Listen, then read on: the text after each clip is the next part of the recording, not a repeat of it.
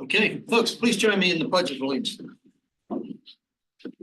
Pledge allegiance to the flag of the United States of America and to the republic for which it stands, one nation, under God, indivisible, with liberty and justice for all.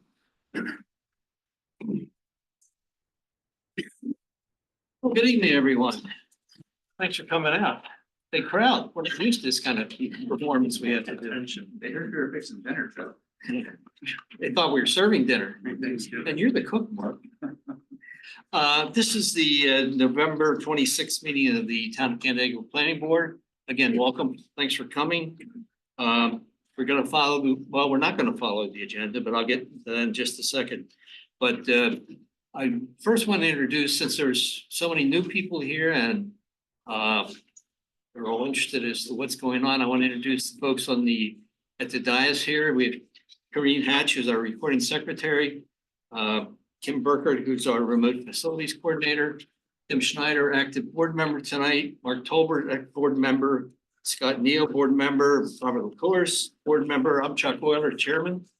Got Eric Cooper, who is the representative of MRB, and Chris Nadler, our attorney.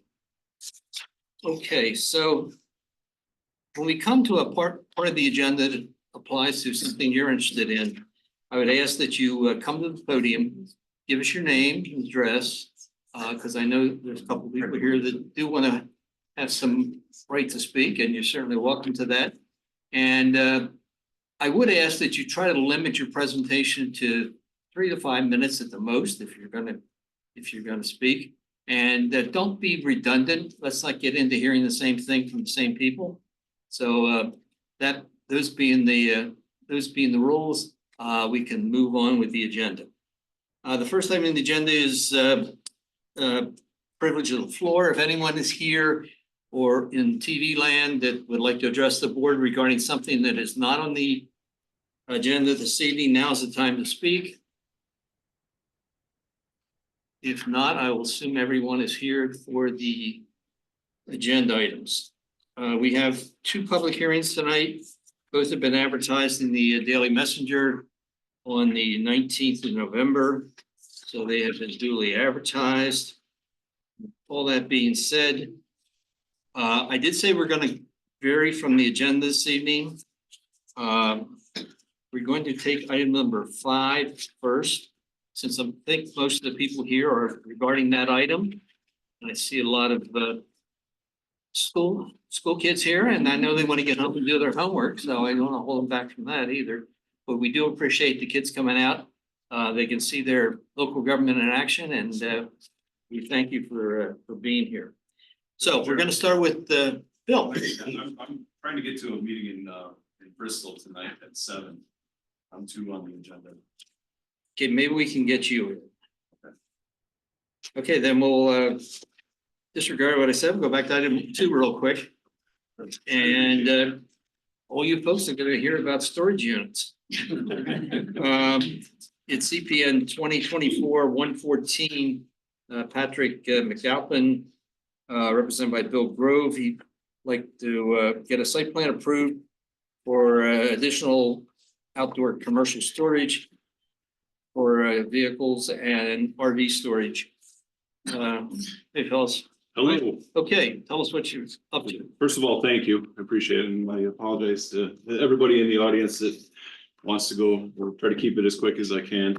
So I'm here with Patrick McAlpin, the owner of the property, wants to add on to his existing storage facility by adding outdoor storage for RVs and vehicles. It's approximately 1 acre of additional outdoor storage space off of the north side of the existing facility. It's an area of the property where the topsoil has all been stripped off, so it's not it's really not much going on there. There's some random brush that's growing there, but it's real rocky, gravelly soil underneath. So not a huge environmental impact of any kind there. The proposed area itself would be under an acre, but by the time we add in stormwater management, we're over an acre. So we did submit this to DEC for stormwater first, the stormwater speedies permit. I got a comment back from them this week that says that, and I wanted to ask Eric, maybe you know the answer to this. They said that because there are areas in the town that are MS4, that we need the town to sign off, either that the town's going to review the SWIP as under the MS4, or at least acknowledge that they have the ability to do that. I'm not quite sure the method, so I emailed them back, but those folks that emailed me were off for the holiday, so. If you can share their correspondence, once we'll check into it. Okay. So I think we're covered either way. We did address stormwater quantity and quality in the submission to the DEC, so we're good with that. I just today submitted the project to SHPO for the archaeological. And then in addition to that, I added wrote a letter addressing Eric's comments that he had drafted last week. So that was kind of late getting into the queue, but it did get there today. Pretty simple, I think. 4 areas of parking, and then some clear gravel, clear areas in between, gravel lanes where the vehicles can get in and maneuver into the spaces. And I know that was one of Eric's comments to make sure that there's enough room for vehicles in those laneways to make it in and out. Patrick, the way he's going to operate it, there's gates at the end of each of those laneways that are going to be shut. He's going to be there when somebody wants to bring a vehicle in or take a vehicle out. He's going to be there to assist with making sure that they get in and out safely. It's not a come and go as you please operation. I think that's about it in a nutshell. We've got lighting on the end. That was another thing Eric asked for, some photometrics of the proposed lights, which I have. And then the RV, the extreme east and west paths for parking will have 110 outlet for each one, so that people can put like battery maintainers, have those plugged in. But that's it for utilities there. Okay. All right, board questions? I only have 2. I mean, electric will look good for an RV, but they're not gonna be living boards in there. Just No. wanna make sure that's said. Mhm. 2, could you get a better fence detail? Or is there gonna be a fence? Yeah, there's gonna be a fence, I don't see definitely. any fence detail on it. Okay, you can add that. And what's the height, Bill? Yeah. The fence? Will it match what you've got now, or? Like currently we have 6 foot, we could do 7. Needed for. Code It's generally 6, 6, yeah. but it might be well, no, because this is. I don't know, 8 for agriculture uses, I'm not sure about commercial. So we'll probably just stick with 6. I mean, that's Yeah. gonna be. 6 is Never had an fine. issue over there. No spot. Is it That was the chain only- link? It is.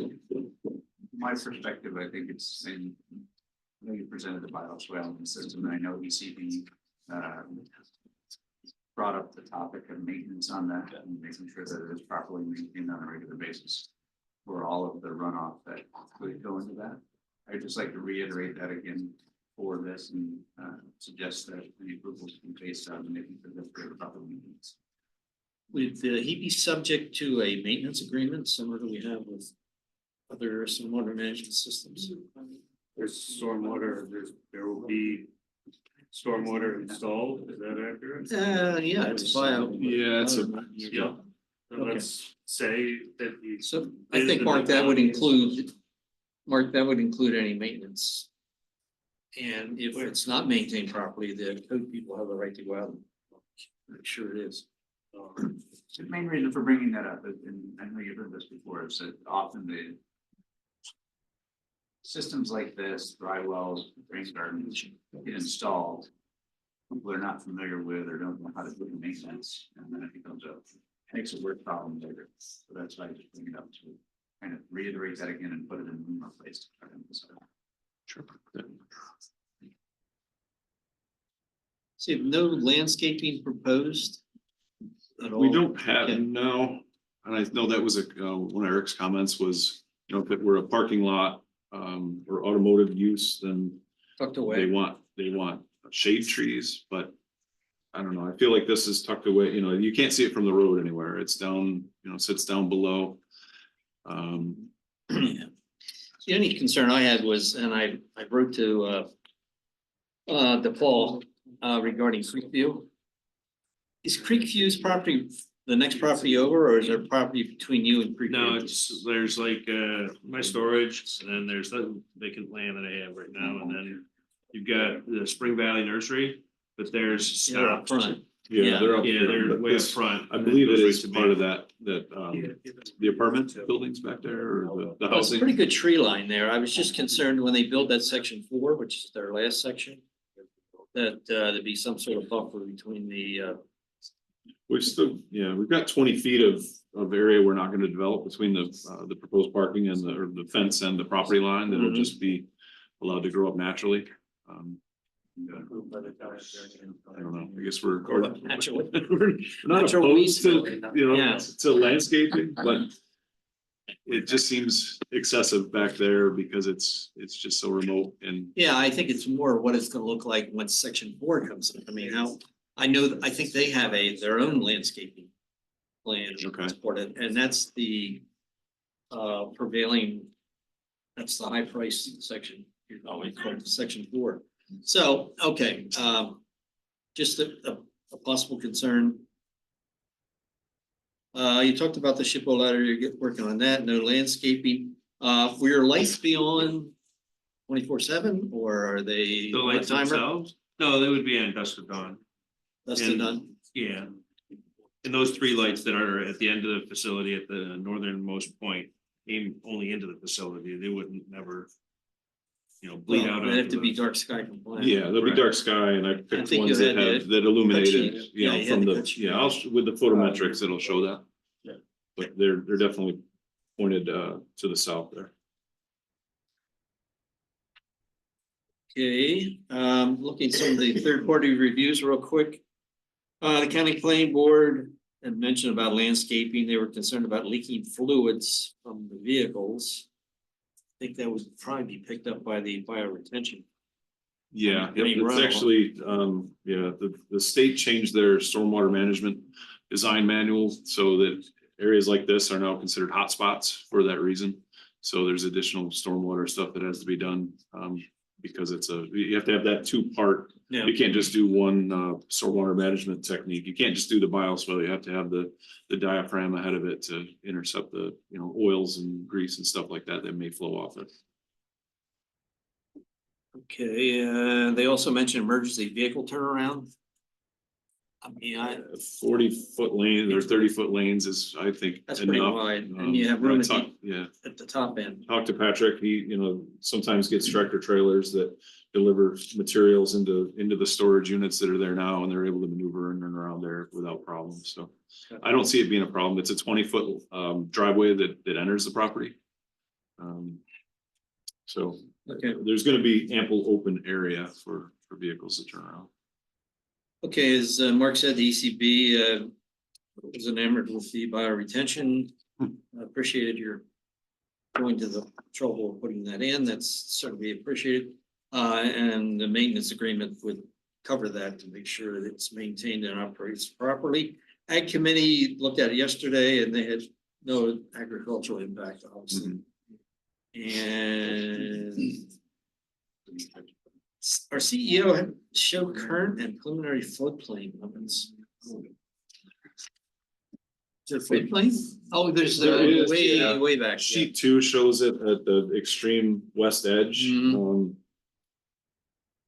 And then I showed the buffer, so the property extends all the way to the Canandaigua outlet. And then, so I show on the edge of the map, the limits of the wetland area and then the 100-foot buffer, but we're still 400 feet from that, 300 feet from that. We're nowhere near any. Are they wetland areas. the new limits or the existing? Existing. Okay. In that area, I don't think the proposed is that much different than existing though. For the outlet, Yes. we haven't seen new plans yet, so we're gonna see it next month. Fire department, had no response.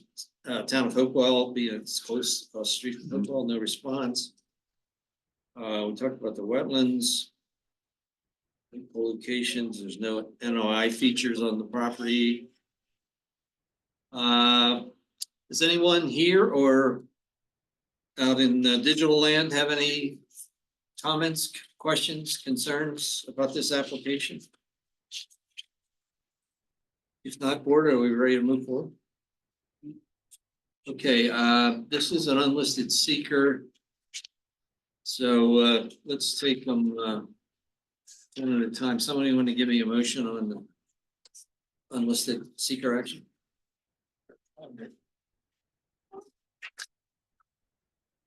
Did I hear one?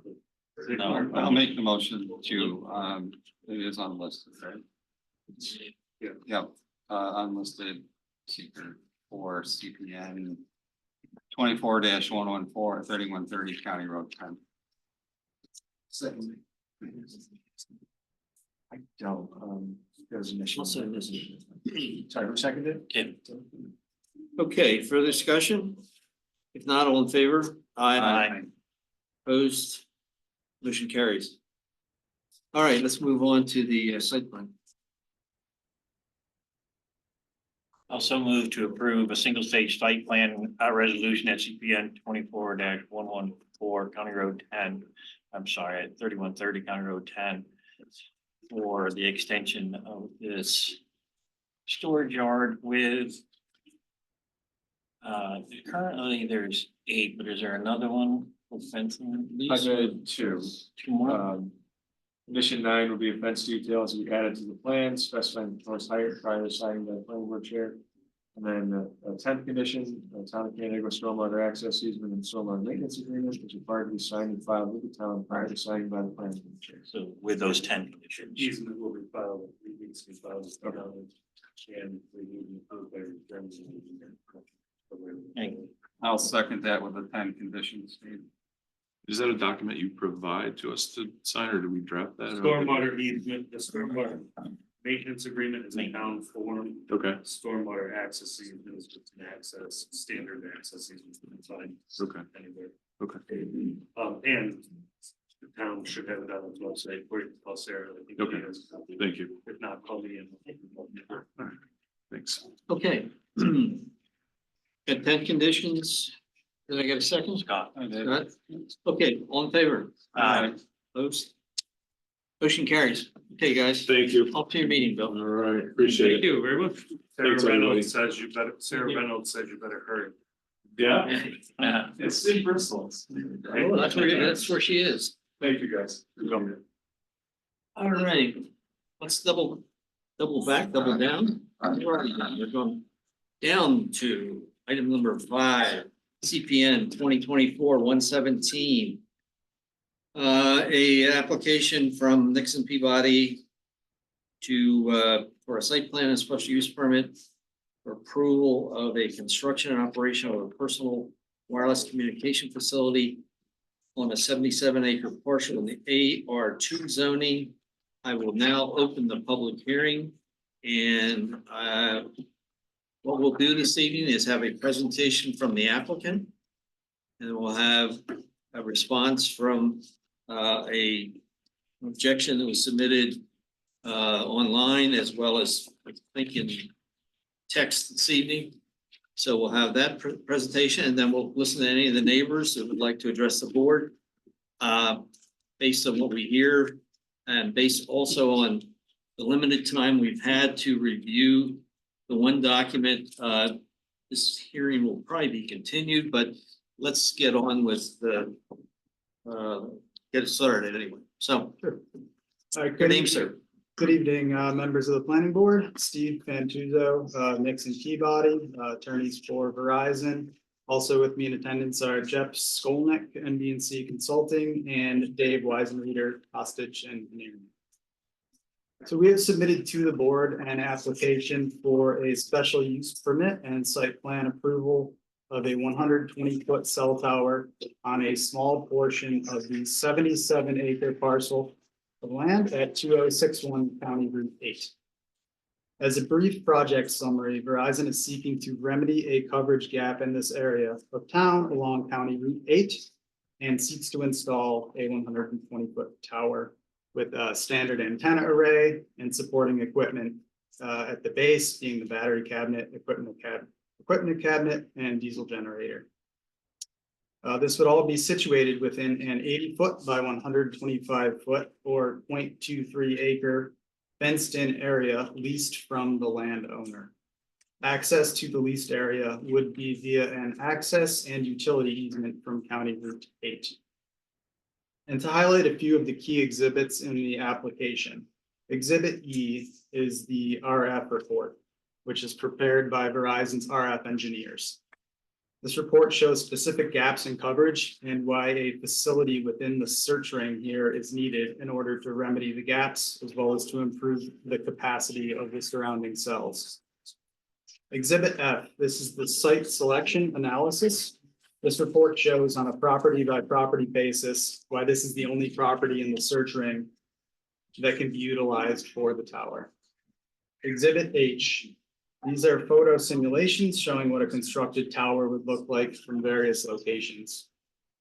And Exhibit L, this is the site plan, which shows details on the site layout, design, and equipment to be used. Also procedurally, my understanding is that the town's project review committee has met and discussed the application, and in response to comments received, inquired as to alternate locations on the property. Verizon, in discussion with the property owner, is agreeable to 2 alternate locations on the property.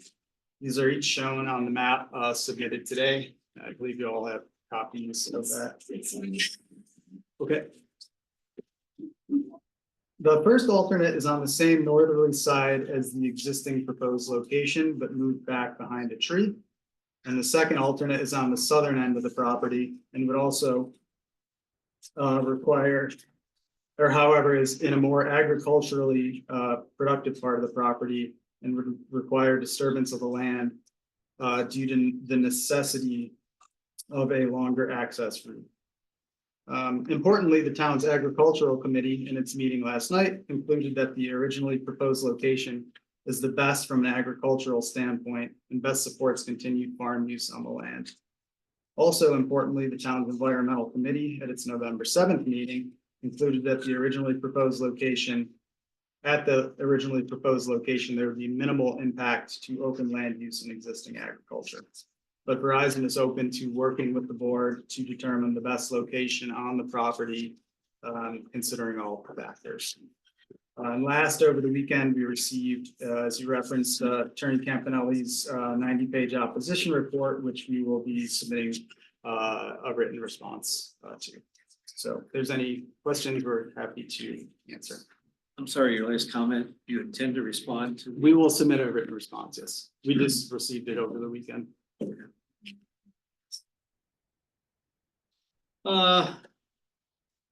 Or do you want to get into the nitty-gritty? You said you're looking at options on the site.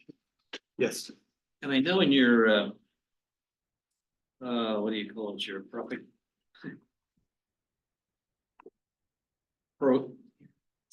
appropriation study, I'm sorry.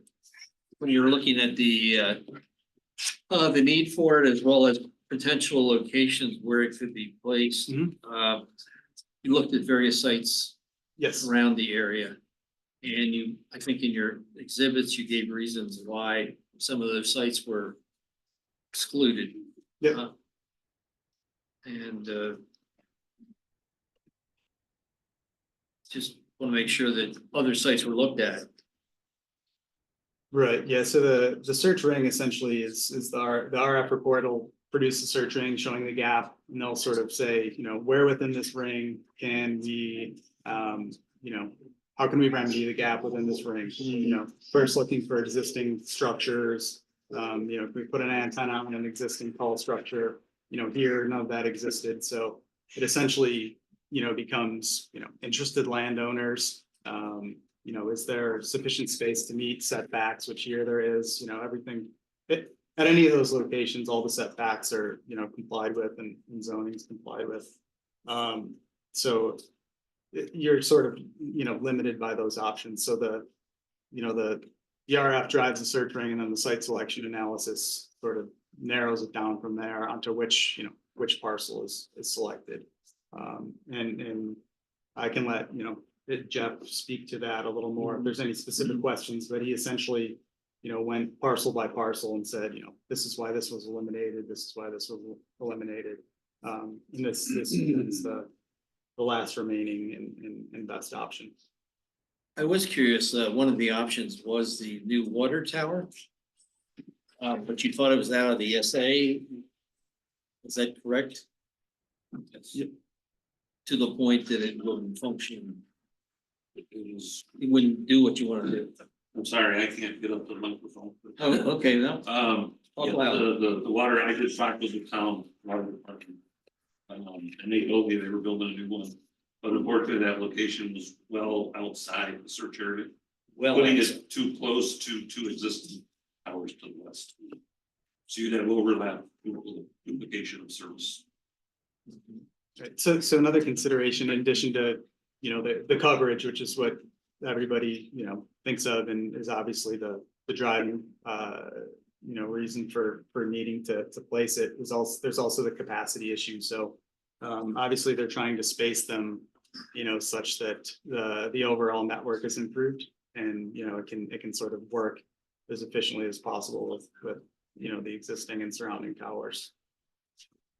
for our information as well as the audience, want to tell us a little bit about the Telecommunications Act, the federal act, as far as declaring a telephone company a public utility, and Sure. what rights that gives you as a public utility.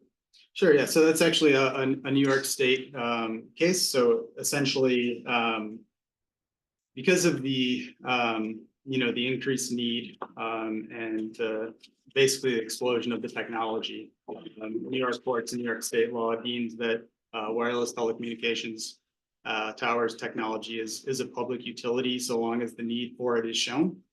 And here the need is demonstrated in the RF report. So essentially it's given a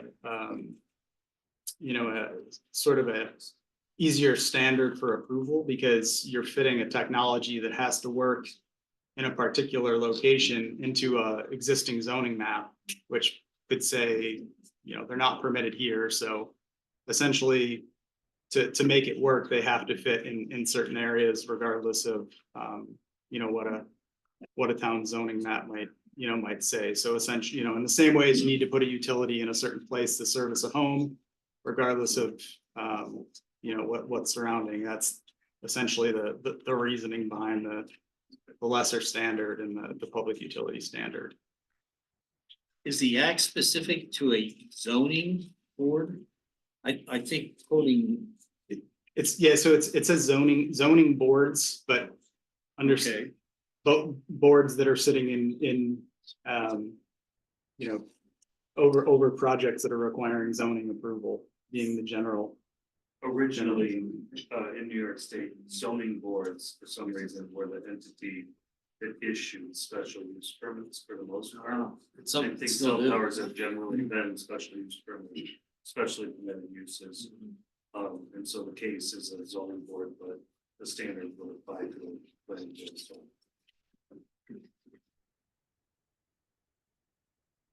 Board members. Basic question about the circle.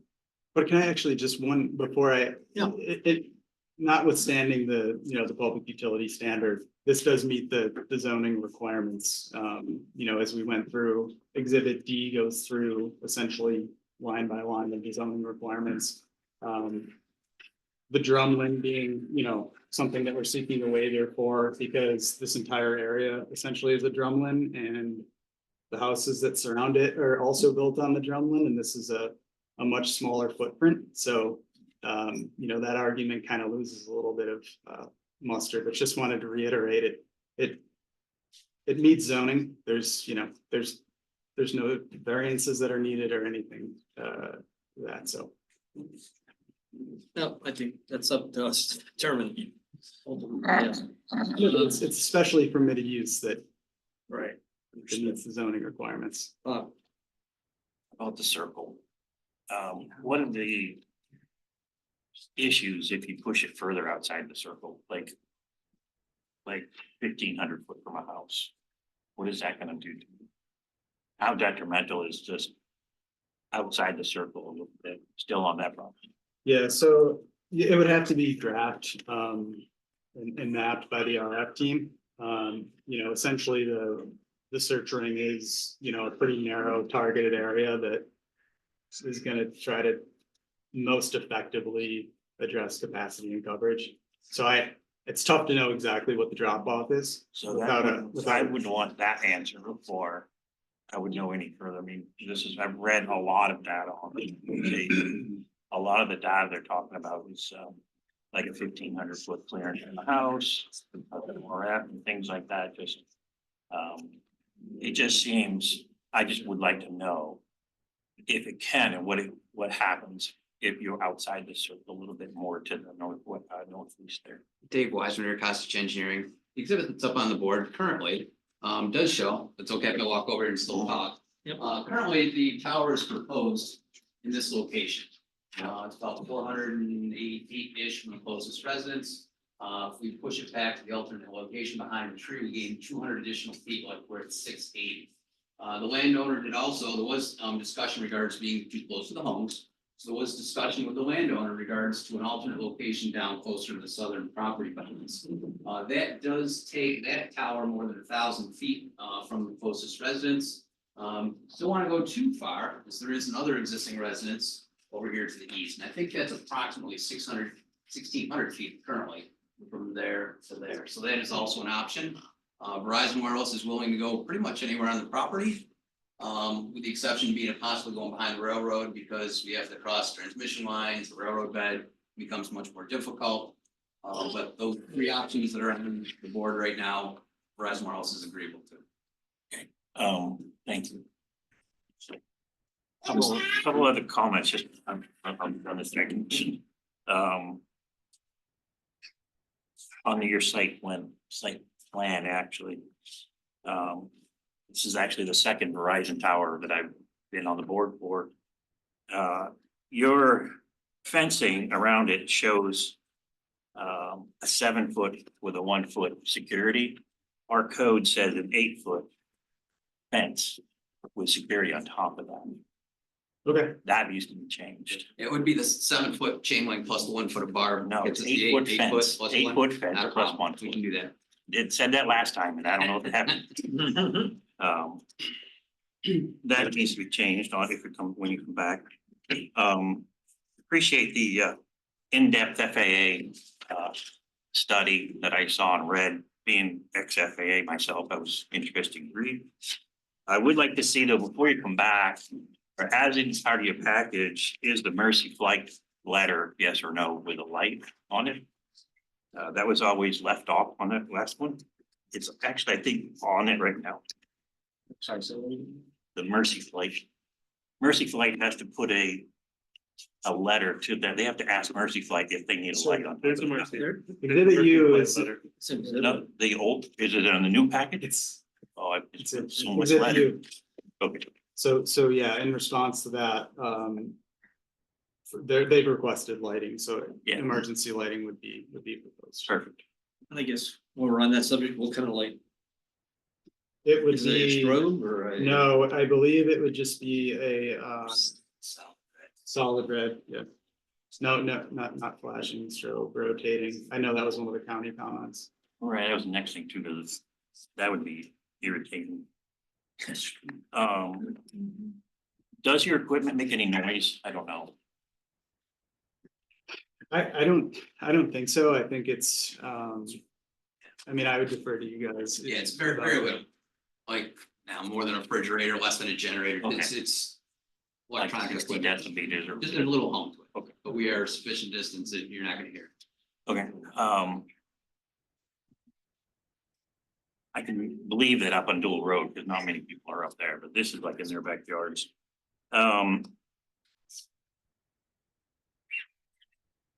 The road, and I need probably Chris or you guys to tell me on this one, it's over 500 feet, but it doesn't have fire access pull-offs. We require that on any driveway or access to 500 feet, over 500 feet. Yeah. Okay. So, I think that was addressed in my letter. Okay. And you're right, it is in the site design criteria. so yeah, anything over 500 feet has to have 200, every 250 feet at least has to have a full. In accordance with that code, I think it's like 30 feet wide or something like that. I can't remember how wide it has to be. Yeah.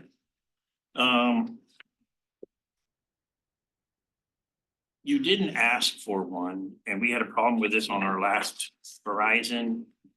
I believe our code says 6819, that's a short-term permit code for a couple of years. And that came and caused you problems last time. And you had to come back to us and extend it to infinity, basically. So I would suggest looking into that and possibly asking for that waiver. They didn't submit that on a waiver request, but within the materials they provided, they noted that they would like a request from that waiver. I think it's in their like special use permit conformance document. It probably has it in It's like there. number 19 in there, Uh, but it didn't end up on like the formal waiver request. Yeah, I didn't that the see it town at all. had to put in the application. We formally request the waiver. Yeah. It's just, to be so much easier if we have a one checklist. for Is all that, this. a portal item? I'm not sure. And on your site plan on the fall over at 124 feet. You know, our code requires 20 foot off of our lot line, right? So I would actually ask you to show that on there. Okay. So your, the 20 foot setback. And then you fall out at 124. So a fall zone? Yeah, your fall zone at 124, and then make sure you show a 20 foot setback from the property lines.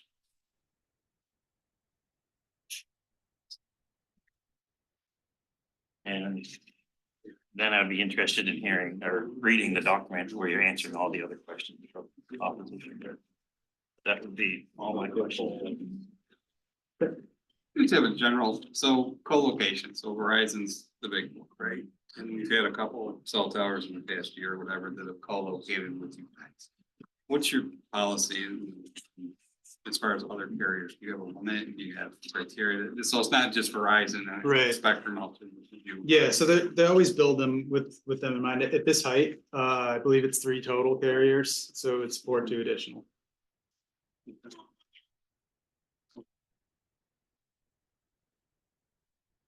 There is a co-location policy. Just got put up on to.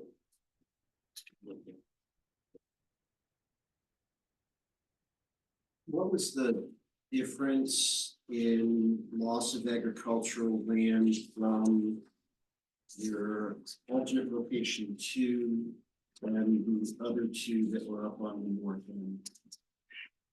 What was the difference in loss? Tough to, I guess, Dave, if you have a you can quantify I the do. loss. So if you look through the EAF, you can pretty much figure out, total area of disturbance is 0.68 acres. So that would be the area of the access driveway coming in, from County Route 8 to the primary location.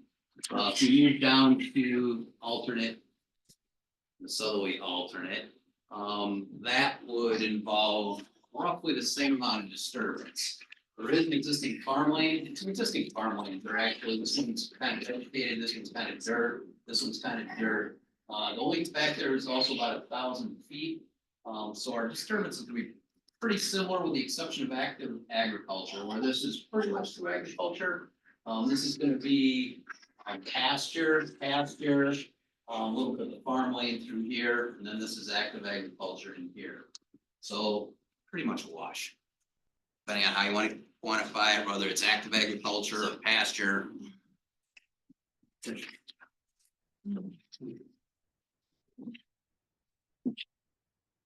Oh, I'm thinking of it, your one site plan has the address still as 2041.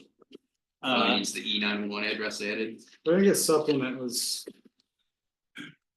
It's submitted with the 2061 address. Yeah, but the current site plan. plan was updated. That was added on 9/20. If you give me your site plan, I probably should take it. Oh, hang on one second. Okay. Does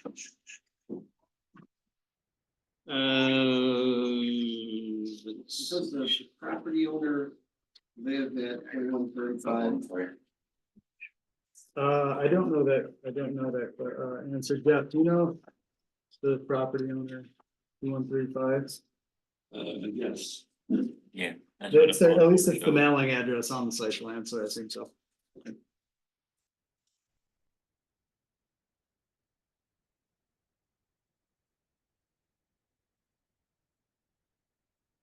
Yeah.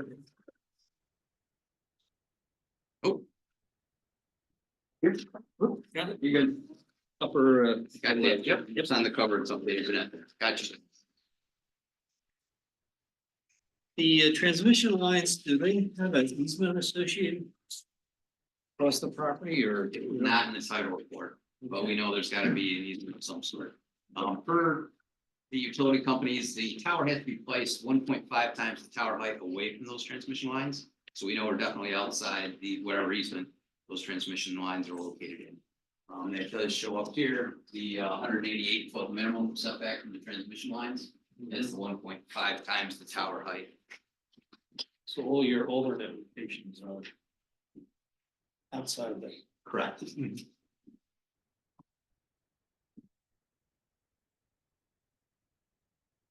The landscaping proposed around the leasehold, I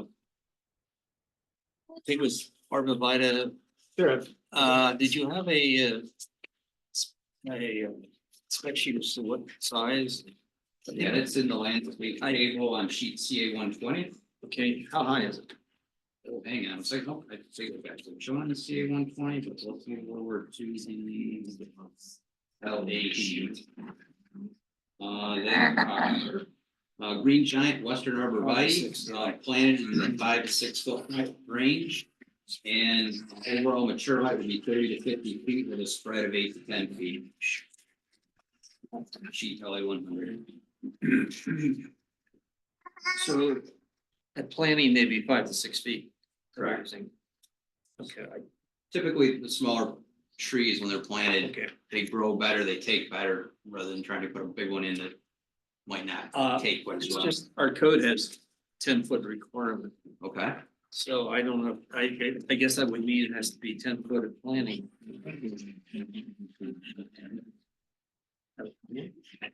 I read that. Think about it, it's something you may have to consider something higher as we move forward. understood. Has this photo simulation been done for a site to the southerly site? It is not. It was up placed as an alternate, so we really haven't done the site plans, survey, or visual analysis.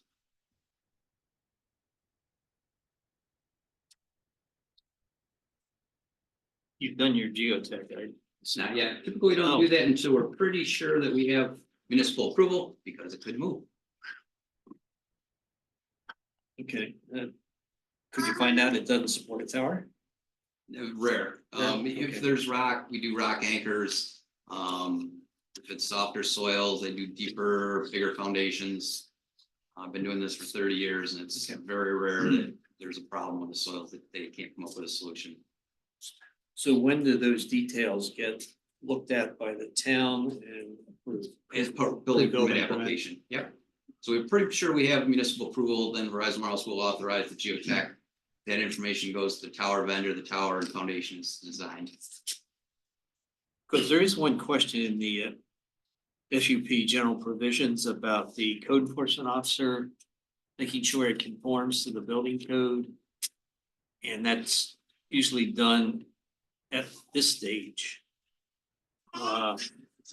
There was no response, and that was one of the items I thought was missing, so it may have to be provided.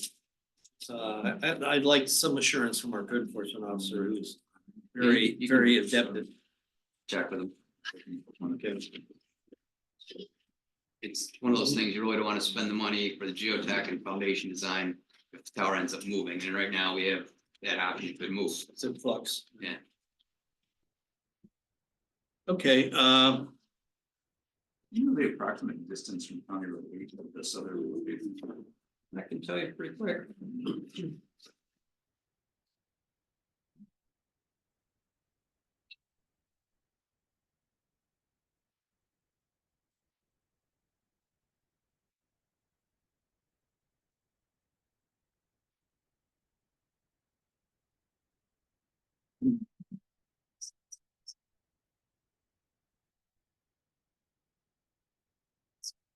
See what, 1,100 feet.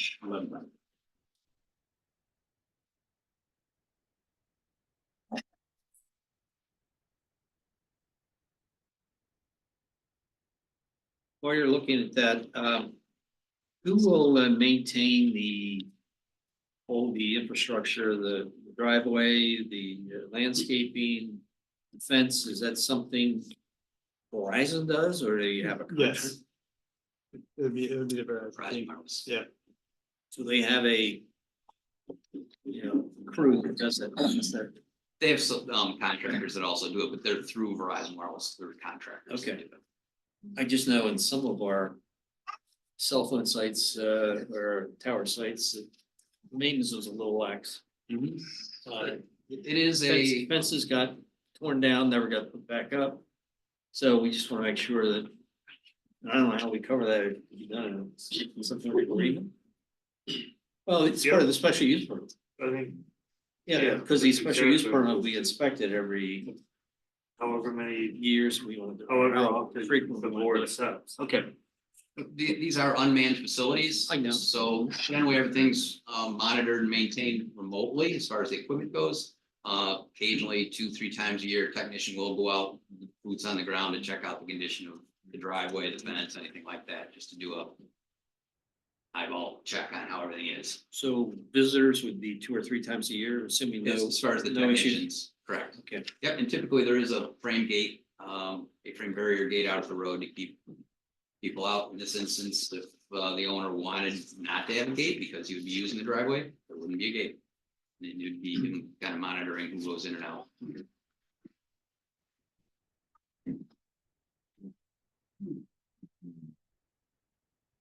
Maintenance and improvements. Do we want to open it up to our visitors and see if they have any concern? We can double back, but I think we've made you folks wait long enough. Hopefully you found it informative. We want to make sure you're aware of the application itself. And I will now, Campanelli, should I call on you or? If you'd be kind enough, thank you. Good evening, my name is Andrew Campanelli, I'm an attorney, I'm here representing 24 homeowners and residents of Canandaigua. I flew up this morning from Long Island for this, I don't normally fly up, but this application was of a type that really needed to be addressed before the board. So I first want to address your question when you asked about the effect of the Federal Telecommunications Act upon your ability. Excellent question. When Congress was adopting the Telecommunications Act back in '96, it considered giving the FCC exclusive power over the placement of wireless facilities. It did the opposite. First provision, meaningful provision of the Act is section 332C7A.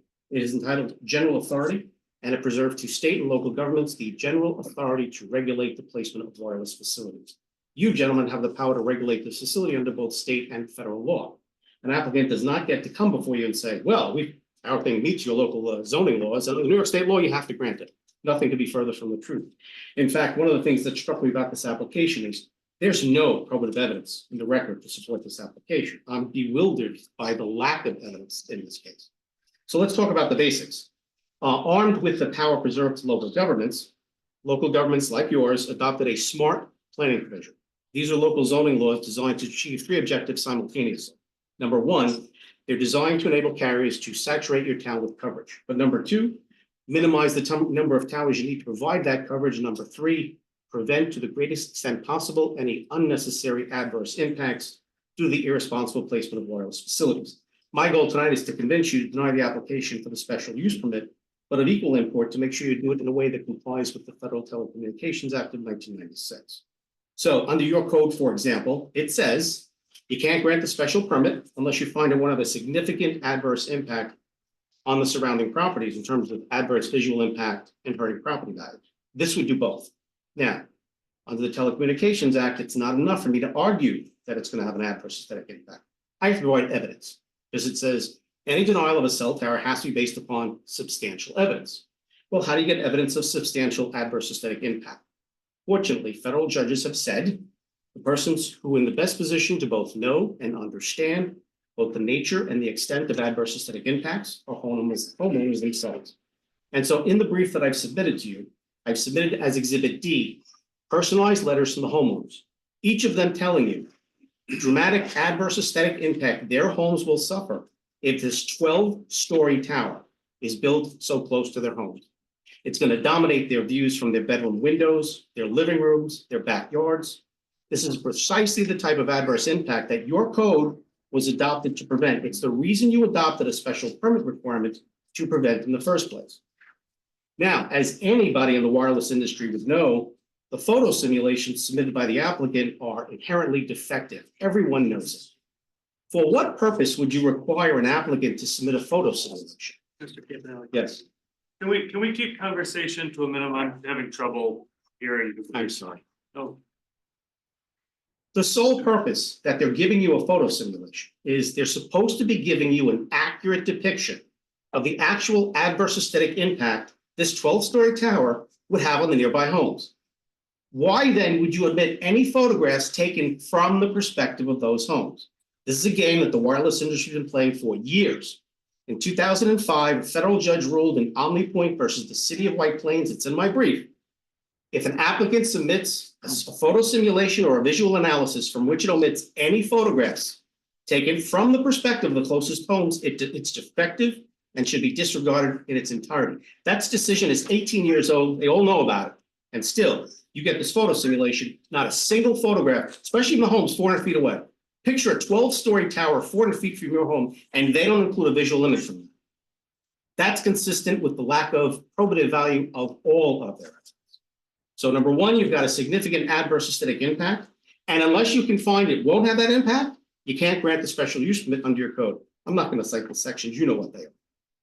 You've got the adverse aesthetic impact and the reduction of property value. Now, as far as need, what is remarkable to me is that this applicant has submitted zero probative evidence that a tower should go here, much less necessary at all. Now, I'm not saying that you have perfect Verizon coverage in your town. When Verizon has real gaps in coverage, they will come into the town and say, look, to maintain reliable wireless service in your town, based upon your topography, whether it's flat or mountainous, we need a minimum signal strength of minus 98 dBm. That's what we need to maintain reliable service. And so they come in, they do a drive test. They attach a recording device to a phone, they drive through the whole town, and every few milliseconds, it takes a signal strength. They then show you the actual signal strength throughout the town. That data, that probative data, shows you three things: the existence of gaps, the location of the gaps, and the boundaries of the gaps. Without that data, it is completely impossible for you to find that this tower is necessary. It has to be here, it has to be at this height, and it'll be completely irresponsible because it would be inconsistent with smart planning. If this doesn't cover whatever gaps may exist, they're coming back 6 months for another tower. Now, what did they give you? They gave you desktop computer generated maps, probably using ATOL software, which has zero probative date value. Why wouldn't they give you actual data? Here's why. I'm going to give you the actual evidence. You see, under the federal regulations and federal law, carriers must provide the FCC with their coverage data. If you look at Exhibit H in my submission, Exhibit H is a coverage map from the FCC. In that coverage map, it shows the precise location where they want to build this tower. If you look at the map shows in red where they have coverage and white where there's gaps. You will see there is absolutely no gap in service. I'm sorry, it's the last page. There is no gap in service at or anywhere near the precise location where they want to build this tower. The FCC didn't come up with this data on their own. This is based upon the data that Verizon gave to the FCC. There is no gap in the precise location where they want to build a tower. If you go one exhibit up to G, Verizon maintains its own map. Look at their map. It's exactly the same. You have no probative evidence that there's a gap in service, or that anyone would derive any benefit whatsoever if this tower is built. Again, I am not saying you have seamless or perfect service in the town, but without them giving you actual probative data, you are incapable of making a finding that granting this application would be consistent with your local plan. It's impossible. So what did they give you? They gave you an engineering study report. Once again, lacks any probative data. This report was not created using any actual data from anywhere. Somebody sat on a computer desktop and used ATOL software and created maps, which are completely inconsistent with the records of both the FCC and Verizon itself. So you as a board get to determine what evidence there is and to choose what weight you choose to give the evidence. So who's telling you the truth? Verizon and the FCC, who's relying upon actual data, or this stuff that was made up by somebody at their desktop?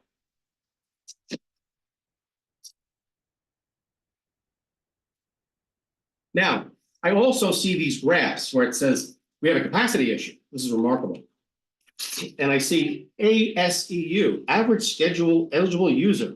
This is remarkable. I've been doing this 30 years. Never saw one of these before. This is almost comical. So what's capacity deficiency? There are two types of needs which necessitate the building of a new tower. A significant gap in service, which we've already seen, no evidence of that. What about a capacity deficiency? A capacity deficiency exists where the system has coverage, but it's maxed out. So that at peak periods, like maybe during rush hour, when everybody's in their cars and they're on the phone, the system can't handle the volume and you have dropped calls. Getting probative evidence of that is the easiest thing in the world. The carriers have denial of service right. So with a punch of a few keystrokes, Verizon could come in here with a report and give you a record of all dropped calls for any geographical location and any chronological period of time. You've got nothing. You have no probative data. Any questions? Anybody still awake? Are you close to being? Yes, I'm close to being done. Let me just make sure I didn't miss anything. I would ask each of you to read the memorandum I've submitted. It's not written in legalese. It's written so you can understand it easily, and I'm not trying to be condescending, but I didn't want to impress anybody. I want to convince you that this application really has to be denied. It would violate your code. Oh, on top of everything else, they refer to the 2018 order of the FCC, and it says, you know, we don't have to show a gap in service. The FCC said in 2018, we just have to show that we need this to improve service, and you must grant the application. That decision has been rejected by federal courts in New York, sitting in New York. It is not binding. The binding decision, your attorney can look up, the Willis decision remains binding law. Here's why that's important. The reason they come in and say we have a gap in service, they're hoping you don't make a determination. You have to make factual determination. You have to decide if they've proved that Verizon has a significant gap in personal wireless service, and here's why. If you don't make a determination and you rule against them, they'll file a lawsuit within 30 days. And they'll say you didn't make that determination. And so a denial of our application is an effective prohibition of personal wireless services. If they prove effective prohibition, then you must grant the application, even if it violates your local zoning code. So I'm asking you to determine, weigh the evidence, and find that they have not established that Verizon suffers from a significant gap in personal wireless services, and that there's no possible less intrusive alternative location. I'm asking you to make that finding in your decision, because that would render your decision immune from challenge. Any questions? I thank you for accommodating me. Thank you for coming to see us. Okay, I'm gonna open it up to the residents. Anybody like to address the board?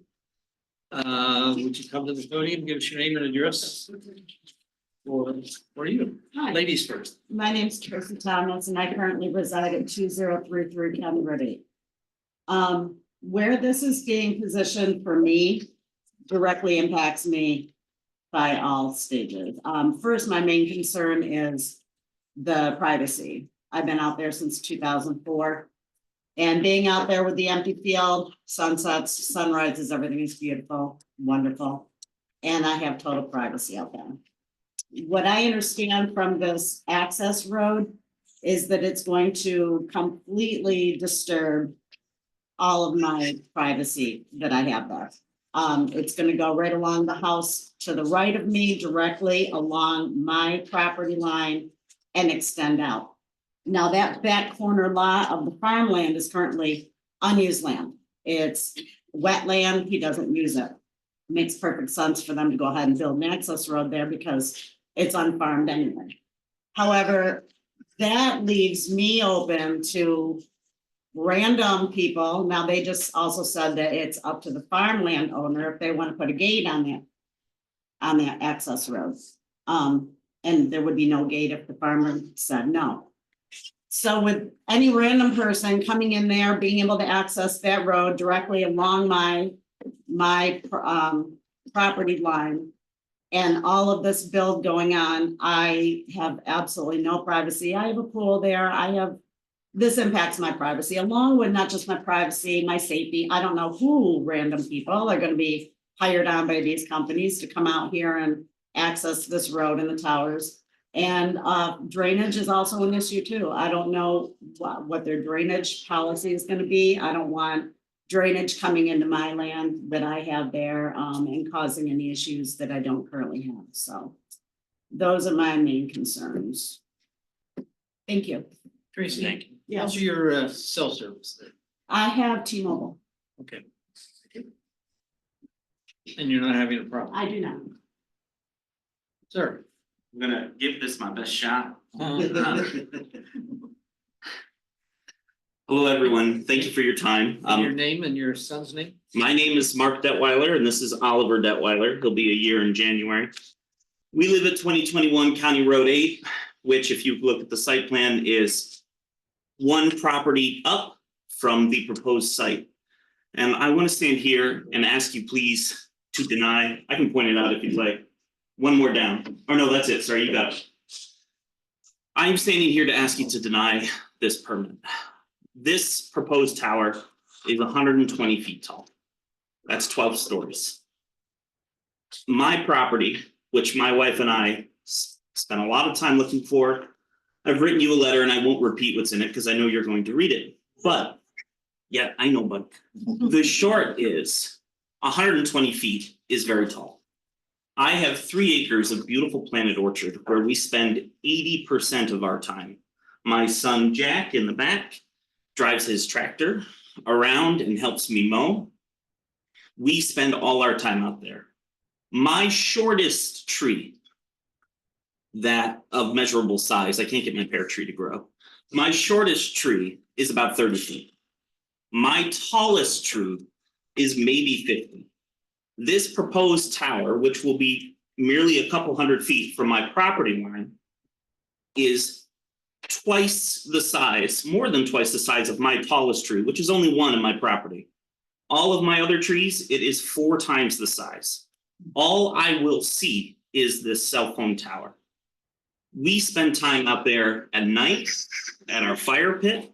We spend time out there during the day. All the time, this is what we will see. By their own admission, it makes noise. By their own admission, there's a potential light. All of these are things that are going to adversely affect the way we enjoy our property. We spend time with our children and our property itself. So I ask you please to deny this permit request. Thank you. Thank you.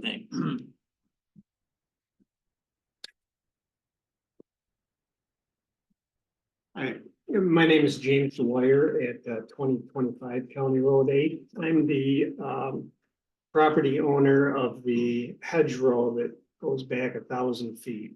That whole field borders my property. So I'm the first house. I'm about less than 500 feet from this proposed tower. And frankly, I'm a little surprised that in this rural setting that we live in, that they would even come and propose a tower like that within 500 feet of people's houses. You know, you can almost see it if it was a metropolitan area and they had no other spot to do it. But especially if it's unnecessary, and we believe it is. Let's see, you know, when you Google cell phone towers to see, you know, the problematic aspects of it. They talk within a quarter to a half mile, how it devastates land values, property values. A quarter mile is 1,320 feet. We're talking 400 and some odd feet. It's ludicrous. But I could stand up here all day and talk about that. So I too have written a letter, and hopefully you read all these letters. I don't know, is the board put boots on the property out there? Yep. Oh, good. Yep. Good. I was before this board in 1985 to get a special use permit for a business, and you know that it was crawling with board members most of before we built on 332. But so I guess it was the one of the codes. It was 27B2, describe the appropriateness of proposed site, including factors, and you know, it listed A through G. G was the effect of the proposed facilities and use on the other properties in the neighborhood, whether such installation would materially affect the value, use, or enjoyment of the neighboring properties. All you gotta do is go down through Cheshire and see that thing on the hill, and imagine that 400 feet from your house. Metal monstrosity, it's gonna kill us financially. If I were to try to sell my home with that tower in place, as soon as you can't come in my driveway, this thing would loom over. It would be the only thing that you'd see. And just you know, I want to add a little bit to what Tracy said about this access road. The access road goes north, and right in that corner, which is the lowest part of that whole field, by the way, the whole field slopes toward that northeast corner. And her property is, you know, I don't know what the distance back is, but it has to turn east on that corner because it runs right into my property. I was out here when Mr. Lusk was here for the, I guess it was a workshop, you call it, yeah. And there was a gentleman with him, and I asked him after the meeting what they were gonna do regarding drainage. I saw no drainage plan. I'm the guy that called you that day. No drainage plan whatsoever. He said, well, it's gonna drain out on County Road 8. Well, it would if you pump it uphill back to that vacant lot, 300 feet, and then go out to County Road 8. Right there, there's no swale. There is no drainage. So I'm of the feeling that it would become a funnel right down onto my property. But the last thing I'll say on this is isn't one person in this room, including the applicants, the planning board, that's not wiping their brow, glad that it's not in their backyard. Not one person here would be happy with this. And so I'm asking the planning board to deny this for this eyesore that'll devastate everything that we've worked for and all the property appreciation over the years. To stick this thing 500, 400, whatever, close to a bunch of houses in the rural town of Canandaigua. Thank you. Thanks, Jim. Can I really quick, real quick, I'm sorry. I would like to also ask if you decline this. Thank you. We assumed that.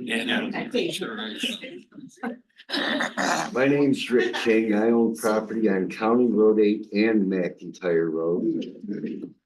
I wouldn't care if they put the cell tower in my backyard on McIntyre Road. I own 5.2 acres.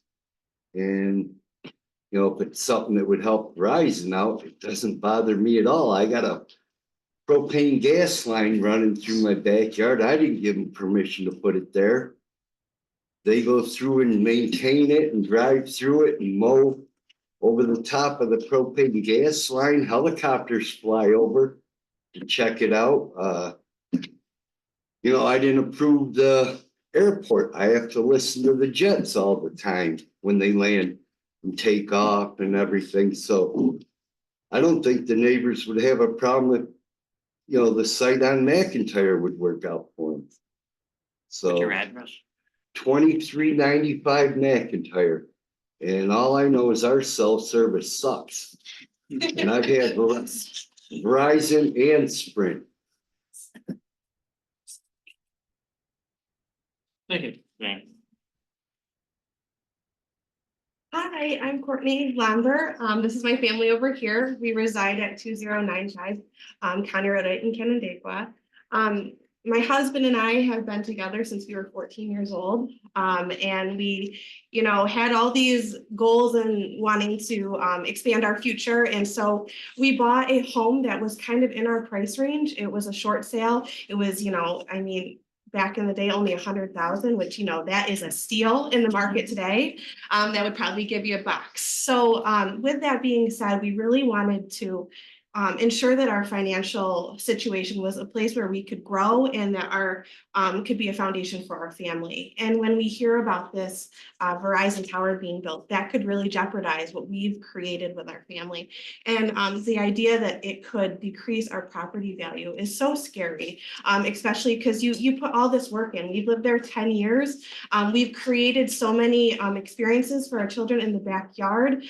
We have a pool. My husband just carried home a huge water slide last year. So, you know, it's Water Park Lumber Zone. But it's a place for our kids that they love the area. They love playing in the backyard. They love finding frogs and playing in the water ponds and things like that. So we're just really want you to consider denying this just for financial reasons for our children and for us as well. Thank you. Thank you. Thanks.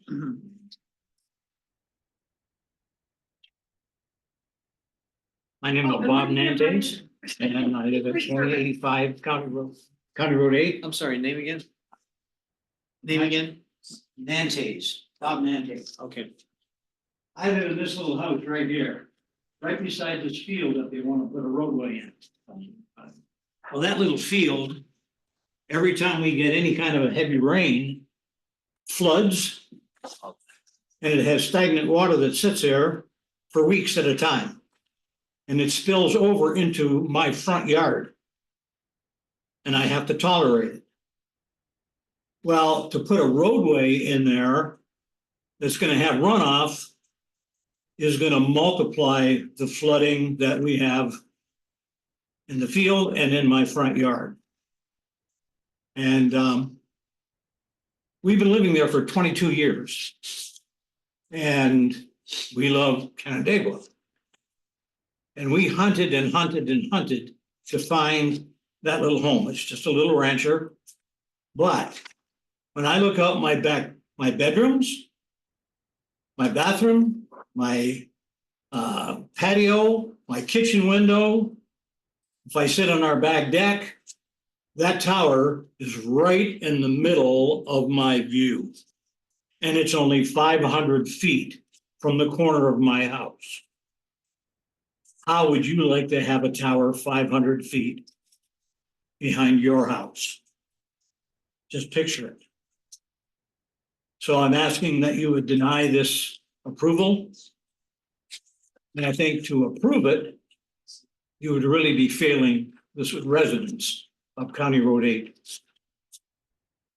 Thanks, Bob. Okay, anybody remote want to address the board? Okay, I've asked. Back here in the audience, anybody else? Oh, by the way, I have AT&T and my phone service is fine. I haven't heard of anybody out there that. Is anybody having cell phone problems out there? No.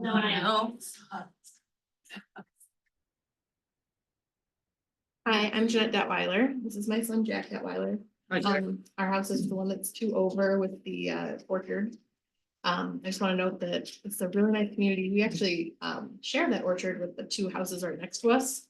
We spent 18 months looking for that house. And it's beautiful. We thought, oh, maybe we'll have to like put up some privacy or whatever. And it turns out our neighbors are lovely and everyone just like runs around in the backyard and just shares it. And it's really nice. What there isn't is anything to stop that view of the cell tower right next to us. If you look right through the orchard, a little bit of shrubbery, it's nothing. Even if, it doesn't matter how high you put a fence, you're gonna be able to see it over top of all of those trees. It's just gonna be extremely unpleasant. I work from home, part-time. I watch our kids from home, part-time. We're there all the time.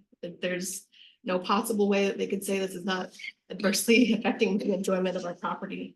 And even if we wanted to sell it because of this, we have multiple realtors who told us we'll be taking a 15 to 22% back on it, which is $60,000+.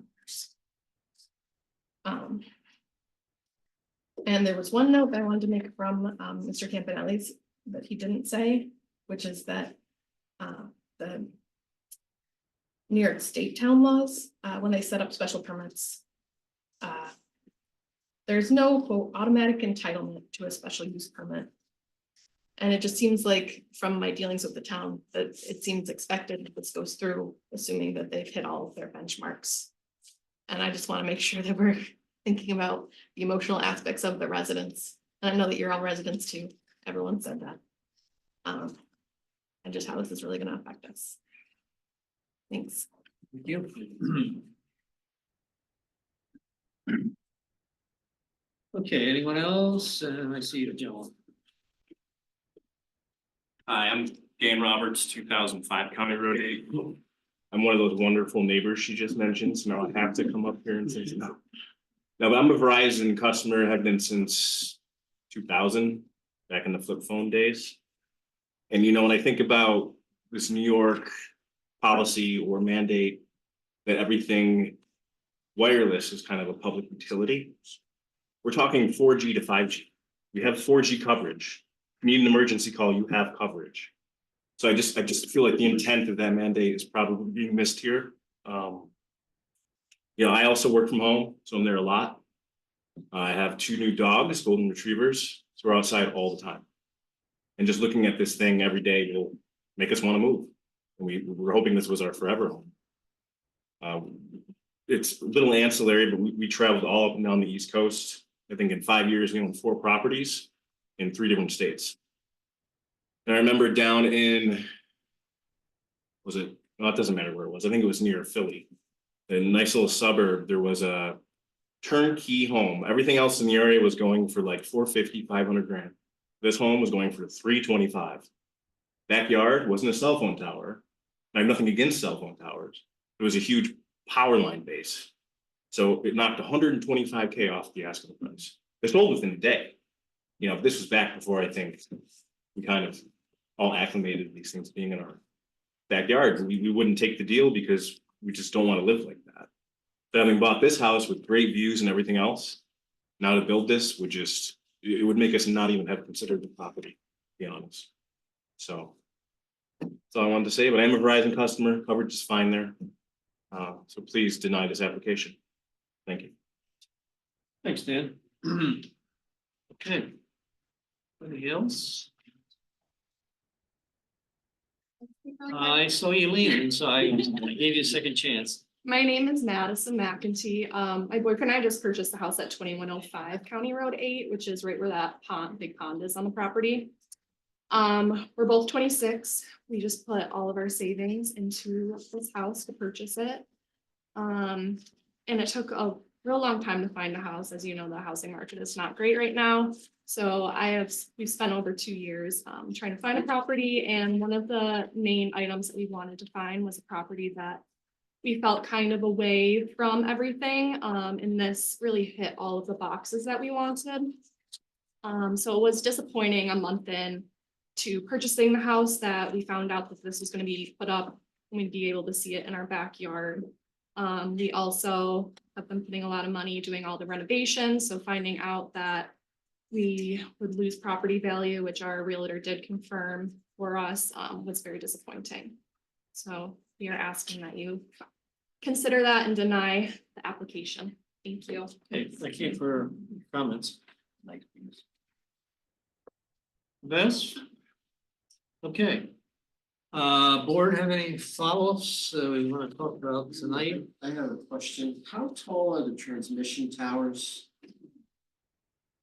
transmission lines. I don't have that information with me tonight, if I can get it. I think they're about 36 feet. It's at least that, and I'd say almost towards 50. I mow right underneath the power line, you mean? Power lines. Yeah, the power line, you're probably 50 feet maybe, Yeah. if that. And they're uncoated, so it's bare wire. It's cable, looks like cable I'm mowing underneath, steel cable.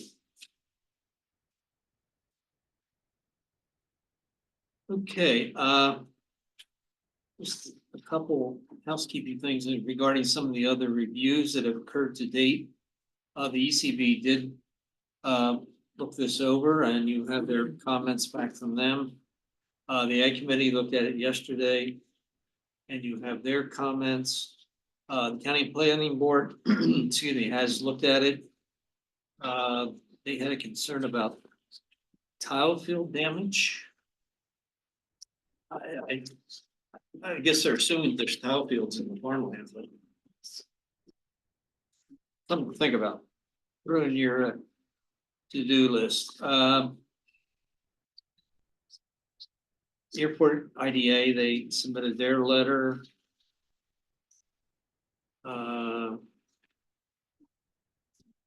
Other than the wetland, I don't think there's any natural resource inventories on the property or in the area where proposed tower would be.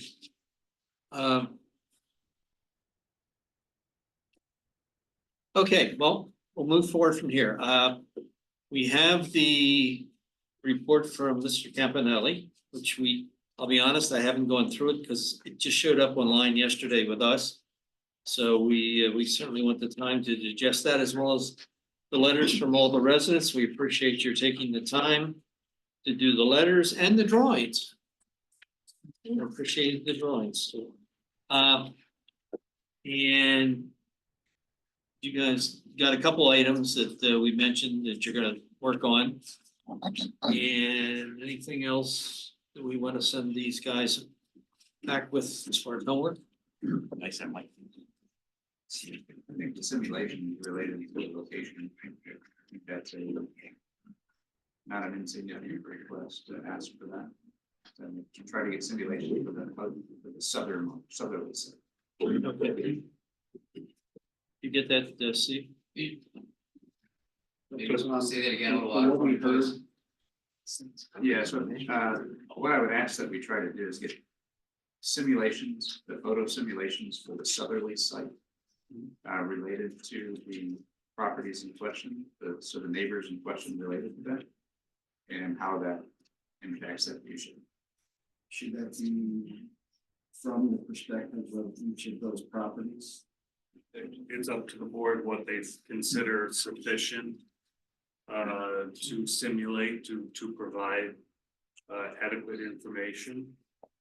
Frequently, we see from the perspective of the properties, frequently we see from the road. It'd be to the applicant what they're going to provide, and then up to you what you determine to be sufficient. In general, Did you get we that? do not trespass to take pictures, so we do take them from dedicated roads, but also from the subject property. Which we keep close, we do it close to the existing properties that.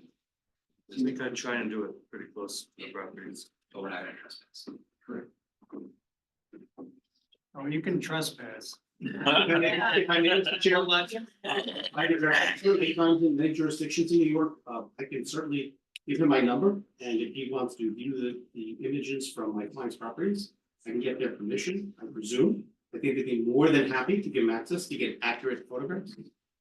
And one final thing, if and to the extent that the applicant is permitted to submit a response to my brief or updated visual images, I would ask for a 1-week period to respond. Thank you. I think you should have that. Go ahead. Sir. No, I was just gonna say, we're looking at a continuation. Knowing our agenda for next month, we only have one meeting. This will probably be January, I think it's the 14th. January 14th would be the continuation of the hearing. So hopefully that'll give us enough time for them to look at your objections, to respond, you to read them. And I'd also ask Chris, because there's a point counterpoint involved here, that you weigh in on this? Or giving the board guidance? I was gonna suggest, and I don't think the board will be in a position to make a decision at the next meeting, but I would invite and suggest proposed resolutions and findings of fact be submitted to both parties. I'll give you my contact information before I go. Sounds like the board's not in a position to determine whether it has a favorite, for lack of a better term, at this point. As far as the alternates? Yeah. No, Okay. just saw it tonight. One final housekeeping issue, does anyone know? Excuse me. Will you be providing findings to the board regarding what we've heard tonight? Regarding an opinion about what the law requires? This burden of proof. You'll have proposed findings that have been approved by me, for lack of a better term, and I will give you a legal opinion where necessary. I don't anticipate that I'll be preparing a written document, but yeah, I think you're gonna need some guidance here. And once we've received the applicant's response to Mr. Campanelli's materials, and any response to that, then we'll be prepared to give you that guidance. But yes, I think there's some legal issues here that you're getting different versions of, and I'll be prepared to tell you which one's right. or One final if housekeeping. any. Sorry. Do we know when the shot clock is set to expire? No? I'll explain what the shot clock. Well, you talked a deadline actor. Yes, so under the Federal Telecommunications Act, it requires that the board act within a reasonable time. And with regard to a new cell tower, it's 150 days from the date of filing, irrespective of whether or not the filing is complete. Now, the shot clock can only be told if within 30 days from when the application is filed, the town submits a notice to the applicant telling him it's incomplete and telling him exactly what's missing. That tolls the shot clock until they resubmit something else. The only way to further extend the shot clock is with the applicant's consent. And what I typically recommend to local zoning boards is, if you're going to adjourn it to a new date and then have some time after the date, they typically ask the applicant to consent to extend the shot clock to at least 5 or 10 days after the date of the next hearing, so that at the close of the public hearing, you have an opportunity to review a decision and pass your resolution. So I would ask that the board request of the applicant that they agree to extend the shot clock to 10 days beyond the date of your January hearing. So, interesting point. So the 30 days from submission is already passed. So nothing was received that was deemed incomplete. So the shot clock is relevant. Very nice. So will he consent to an extension of the shot? They didn't. Excuse me, guys, fellas. Neither of you are Fuck us, yeah, talking. Just a question for cost engineering. The transmission lines that I'm running through the center of the property, are the locations of those correct on the map, for the towers? If you go to the survey-based plan, which is the primary site plan that was submitted, Okay. those were located by survey. Okay, so those are located by survey. The schematics that are up there with the alternate locations, Yeah. that schematic, they were shown per aerial. But the ones on the site plan of the primary location were located by survey. Okay, can you also ascertain, have you come up with the height of those towers yet? Not with what are the information I have tonight, but I can find it for you. Could you do that for me? Yes, absolutely. Okay, Sorry, Chuck, one more question. Sure. The setbacks from those transmission lines, is that required to be 188 feet, or is that just noted? It is like a utility company like National Grid, NICEAG, RG&E. All those companies are 1.5 times the tower height setback. Okay, so once you give us the tower height, could you also? Correct. indicate That's shown on there. The 188 feet is the minimum for the 120-foot tower. Got it, so it's 1.5 times the height of the cell tower, not the. Correct. Okay, great. Thank you. okay, is there anything else the applicant needs from us or, okay, anything? And we'll, I mean, much of the comments we can respond to, they were in the opposition papers, the general theme, so we'll provide market studies on property values, et cetera, so those can be addressed in the response. And you heard Mr. Capanella's request to have that in due time, yeah. Anything else, Mr. Capanelli? Again, my only question is the shot clock, because if you blow the shot clock, it's relevant. We'll deal with that. We're not at hundred and 50 days right now. Okay, thank you. We're not gonna put the applicant on the spot, but I'd like to talk to the two attorneys. Will you guys move on? Yeah, we're ready to do a continuation resolution if. Can I say one more thing? That's what I was gonna ask. Yeah, Jim. In their application, they said, I kind of took this as an insult, maybe I already said this. That there was minimum, if no, impact on the surrounding properties. It's a crazy thing to say.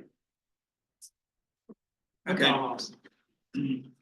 All right. I'd just like to say that I think this, it's unaware of this shot clock, this claim period that we've already started. We have concept plans with 3 different locations. We're hearing about it for the first time. We've heard from numerous residents that have expressed their concern over this.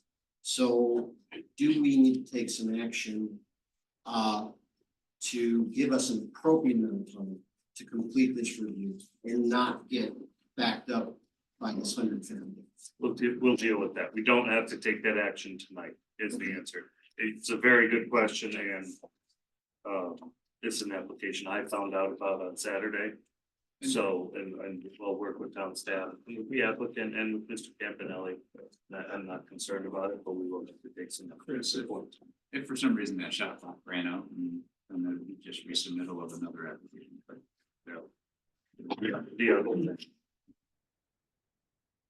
Okay, so we're looking at a continuation of the public hearing. I had suggested the January 13th meeting, which I think is the second Tuesday of the new year.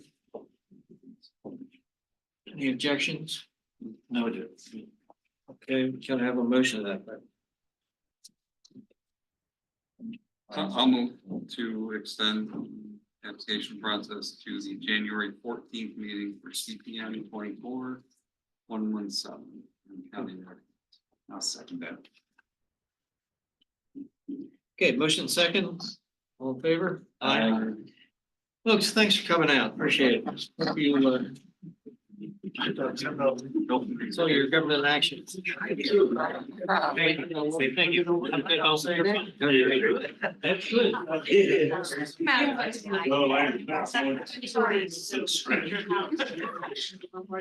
Yep, you're the next one.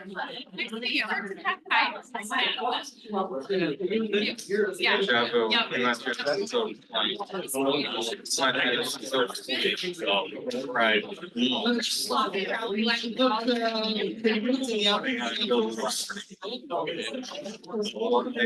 Two sites and.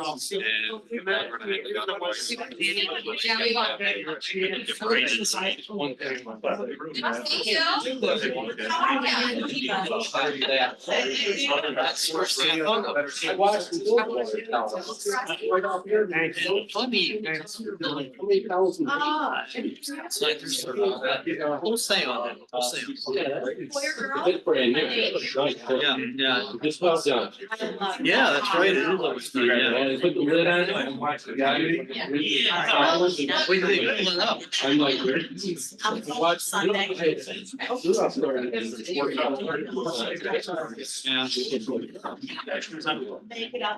Indians, right? Indians climb things. All righty. Well, I'm gonna single myself. That's what He was right, right? For the zoning board? Yeah, That's yeah. what they do. I'm not sure that the zoning boards. Those roads was set for before we. Okay. Folks, can we clear the room, please? We have the rest of the meeting. Because there was also. So it's. All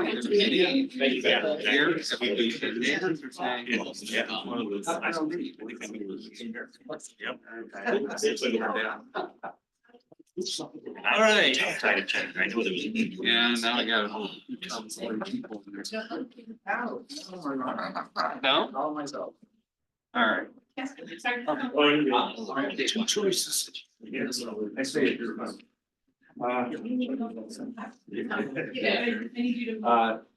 Okay, Thank you. he said, she said. Yeah. Got some homework there.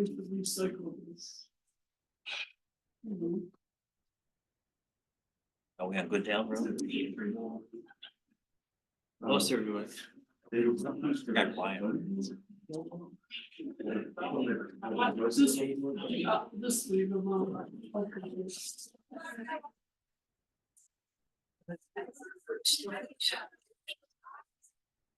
Okay, folks, as soon as we get everybody back here, we'll get started again. Thanks for your patience. Thank you. Oh, yeah, Victor's got to. Lock the door. All right, we're gonna go back to the top of the agenda and fill an application 2024-099. David Kent, representing Ken Naples, requesting a subdivision of a 31-acre parcel into two. That should be two on the applicant, on the agenda, two parcels. And sir, if you look familiar, you're Mr. I'm David Kent. Oh, okay. Ken Naples, thank you. Ken, selling his farm, moved into Canandaigua. Just told me it's a pretty good place to live. Yeah. So the reason for the land separation is we separated 20 acres. We have a buyer for it. They're behind me. It's going to remain in agriculture. It is currently in agriculture. I think it was used as pasture most recently. It may continue that way, or it may be something else, but it's going to remain in agriculture. Okay. I should have said that since this is a subdivision, it's a public hearing, so before Mr. Kent talked, I opened the hearing. So he is on the record. Okay, check the notes. So you did say that it is intended to remain as farmland through Mr. Warner. And I think that was to the liking of the Ag Committee and the ECB. And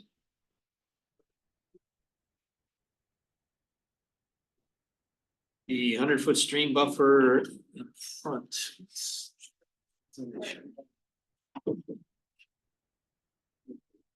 100-foot stream buffer line in front of them.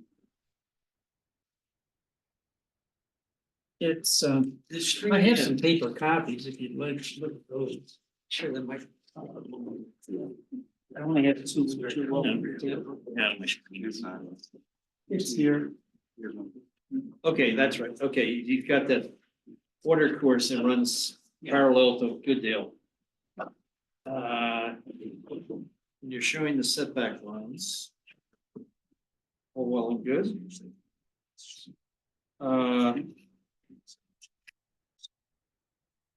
You've got a culvert underneath your existing driveway, which I assume that functions. Sorry, I didn't hear the. Oh, the pipe that goes underneath your driveway out front is no problems with that? No, in fact, the town made it larger at one point in the recent past. Oh, okay, you're welcome. The house that's pre-existing is in the stream buffer setback. No NRI features some steep slopes over on the, I guess, the west side. Gordon, you got anything on this? Yeah, from the newly proposed lot, you have identified a site distance to the left of 2,190 feet. And there's a what's called a vertical curve in the road in that direction that I believe may restrict the site distance in that direction. So I'd like that verified. Site distance up the hill from where a driveway would be proposed. Because I could not ascertain from being there myself that 2,190 feet of site distance is This is to the west, to the west. going west. Is there a farm access driveway anywhere along that frontage? I couldn't hear the question. Is there an access to get onto the field? On lot one there anywhere? Lot one is, yes, is there an access to? Yeah, for equipment. I got into that field off of the, actually off of this, yeah. They're in there, that's about right, isn't it, guys? It's close. There's a close to it. Didn't you have a farm gate out there by the road? Oh, I'm sorry. A farm gate, Ken? Yeah, I believe so. that's where the access is. There's a couple of farm gates there, Okay. actually. Yeah, I see them. Yep, I'm seeing them. One down this way and one to the west. Okay, well, they'll remain, I assume, once the property's subdivided and sold. Yes. And, well, again, we're looking at a subdivision here, we're not looking at any improvements, so. Let's move on if the board's ready. I will close the public hearing. And, because it's a subdivision, it is a unlisted seeker action. So let's take it separate from the subdivision. All right, I'll make a motion to approve this unlisted action, seeker resolution on CPN 24-099. For the approval on 5705 Goodell Road on the subdivision. I'll second that. Okay, got a motion second. All in favor? Aye. Motion carries. All right, let's go right to the subdivision. Go right into the subdivision for approval on a single stage subdivision at 5705 Goodell Road, CPN 24-099 in the AR2 district area. Right outside of my town of Cheshire, for approvals. Hey, for the suburban Cheshire. Yeah. 4 conditions, correct? Oh, I'm sorry, thank you. Want a fifth condition related to the site Site distance. Be verified. Site distance shown on subdivision lot 1 looking west to be verified and revised if needed. And I'll second that. With 5 conditions. Okay, got a motion and second. Further discussion, if not all in favor? Aye. Okay, motion carries. Gentlemen, you're good to go. Thank you. Now, Oh, you found it? Good to go. For some reason, I tried to print it out, like 3 copies of this one, so the other one. is it true you got an offer on the farm, on the house? Yes, you do. Good though. Good night, gentlemen. Have a good night. Oh, gosh, I think you never work. Clear the room, huh? Okay. Good to see you guys. It's Logan first on the agenda. I'm having technical issues. Were there, I oh, don't feel so. the Zoom's out too, or No. Oh. Zoom is still functioning. anybody on Zoom? still? Legitimately had to, so I read what she was texting. Okay. Yeah.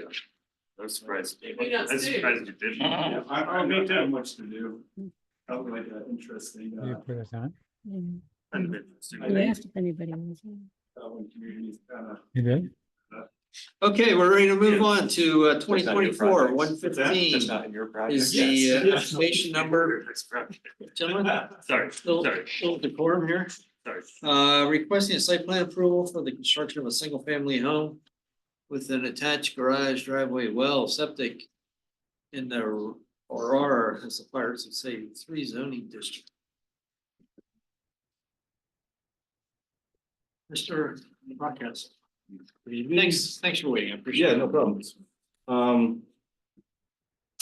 Like you were saying, Chuck, this single family residence on Gulf Road. We kind of had a change of the site plan from the PRC to what you're seeing now. Based on the neighbor having some worry about the location of their well to the septic. Yes. And after investigation, getting a site or a survey of the well location. And what they do actually is they have a dug well that's farther down. And they have leach lines that kind of flow into it. And based on that criteria, and talking with Tyler Foley, you need to be at 200-foot distance away from the leach lines and the well, as opposed to just 100 feet from a dug well. So after knowing that information that was provided to us, we moved the septic to closer to Goff Road, and now we meet all that criteria that was given to us by the Canandaigua Lake watershed. By doing so, we were able to move the house farther to the south, closer to that easement, that water easement. One of the criteria that you kind of wanted to see is what was that water easement and how would it affect the site plan. It's an old easement that was taking water from a well that was farther towards the lake and pumping it uphill. I didn't find any information on whether it's still in use. I uploaded the abstract to kind of detail what it was describing. But other than that, we're not impeding on that easement or affecting it in any way, whether it has an active water line or not. We do have to drill a well, and given the criteria that was given to us by Canandaigua Watershed, I think it may be pertinent to figure out where the septic is on the property towards the west. When having the well driller come and drill the well, because I mean, it has to be 100 feet away from our septic system as well as any septic system of properties adjoining this parcel. So I'm not sure. I know it's not cost effective for my client to hire someone to do so. So there's a possibility to have the town dig up as-built or things of that nature of the property to the west. It depends on if it's a raised bed. They don't review the health. Wells aren't permitted by the. Health department, no. Septic systems are reviewed by the health department when they're above a certain criteria, design criteria. This one being a raised bed, will have to have review by the health department. But I'm not sure if the Canandaigua watershed we have to apply for permitting by the watershed for all the projects where there's septic systems. So I'm not sure if it's coordination with them, but I think it may be good design sense to locate the septic system to the west. Okay. I don't see your north arrow. Give me a bearing. It's North is, if you scroll down, north is to the right. north is to the right. Yes. So west is to the top. Yes, correct. Okay. So right now you're showing a well. Right, but I also have a note on there that says it's at the discretion of the well driller. Because he has to place it based on where we have our septic and where the potential septic is to the west. I mean, I've looked at aerial images and I can kind of defer where it may be. But I don't want to make that decision for my client without having actual records or as-builts. Okay. I just don't want it to come down the line and then all of a sudden we're What, out of regulation. what other like? Do you expect to foresee that to impact like the location Of of the the well. house especially? No, the well, just- our well, the well that they have to dig specifically. Okay, I just wanted to make sure like changes that come as a result of this, whether they might need planning board review if they're. I don't, or something like that. I don't think they will, but I'm just wondering if maybe the town has that information I can pass on to my client. I mean, the code enforcement usually oversees installation of septic systems. I'm just wondering if we have as-built of that septic system or do I have to go to another agency to find that information? I would definitely reach out to the code enforcement officers. They do have some records. Yeah. I think oftentimes though, it was done by, we used to get a lot of records from like George Barden back in the day and Yeah. Ontario County Watershed, basically soil and water conservation. Yeah. District. So they might have records. They usually are the ones that kind of had them and provided them to the Right. town. Between those two, or the comments you would suggest. Okay, thanks. I mean, other than that, the site plan will go forward as you see it. It's just the well location is one thing that's kind of up in the air right now. I just want to put that out. So you've moved the septic system closer to the road. Right, yep, to get it out of that 200-foot buffer that we need from the drain tile, From the neighbors. the neighbor's drain tile, yes. Okay, one other issue that the neighbor had was runoff coming off the property, I guess crossing the property. That brings up that swale that runs through the middle of the property. Right, I want to show the board where that is. It's not real defined. It's there. That water's running down that way. yeah, I mean, the way we have it, the water's not going onto water will go on their property, but the way our grading goes, it's not going towards their house, it's going with the natural flow of the topography. Water naturally flows this way. So with the increase in impervious with the house and the driveway, even though it's gravel, it still has some impervious qualities. Right. We are under the 20,000 square foot threshold, so we do not have to have the stormwater mitigation per se.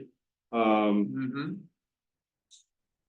are you going plain to the front of those other two houses that are left to right of it?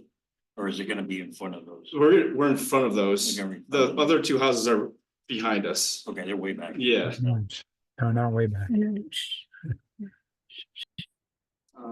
Beg your pardon, hang on, folks, we'll get to you in just a sec. I looked up the house up the hill from you, was built in 1988, if that helps you in your search.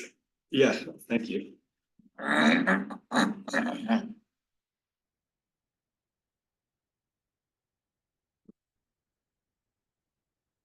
Yeah, you were just under 20,000 square. feet. Yeah, it was close. That's why we're keeping our grading super tight to the house. The biggest grading for disturbance is the septic field.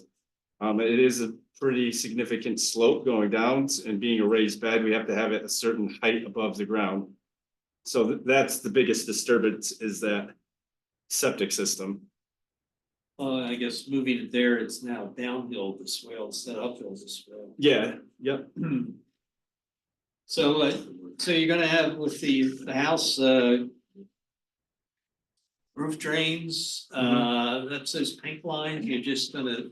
Yeah, it's gonna be- Daylight it? Daylight it out, so the natural flow will go with the natural flow of the water. And if the neighbors are really concerned, we could potentially put a dry well, but I mean, all in all, with significant rain, it's gonna hit the pop-up emitter and overflow the same way. And it depends how much roof area you're taking, that. It'd be Right. That one gutter. Right, right.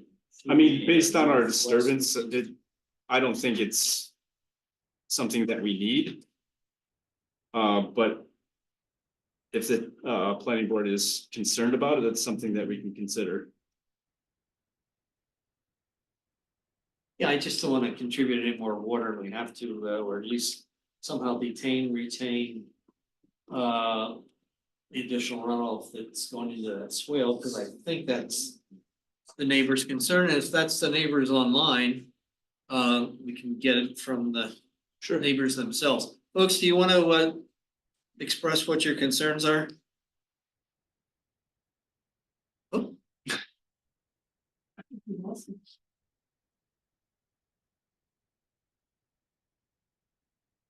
Maybe they went on mute and they disconnected.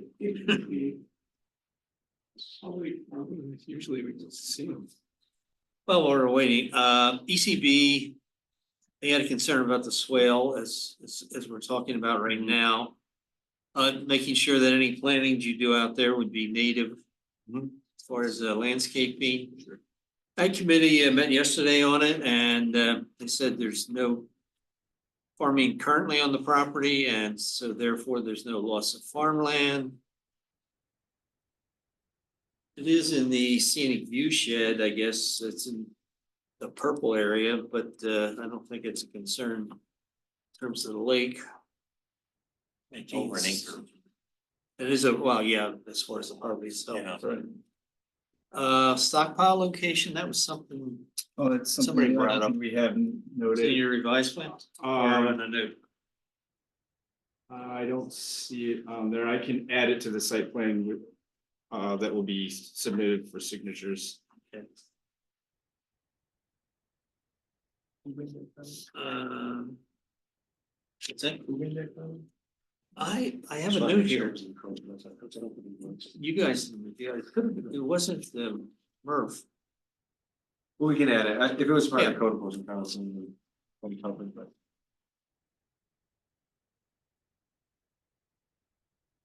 CEO, Murph did say about the distance to the well location of the septic system. Yep, and we revise our plans based on those comments. We did get the SHPO letter. Fletcher will put in a driveway culvert for you once you're ready to go on that. Yep. DOH you're working on. Yep, we have sent it to the Department of Health. Okay. Yeah.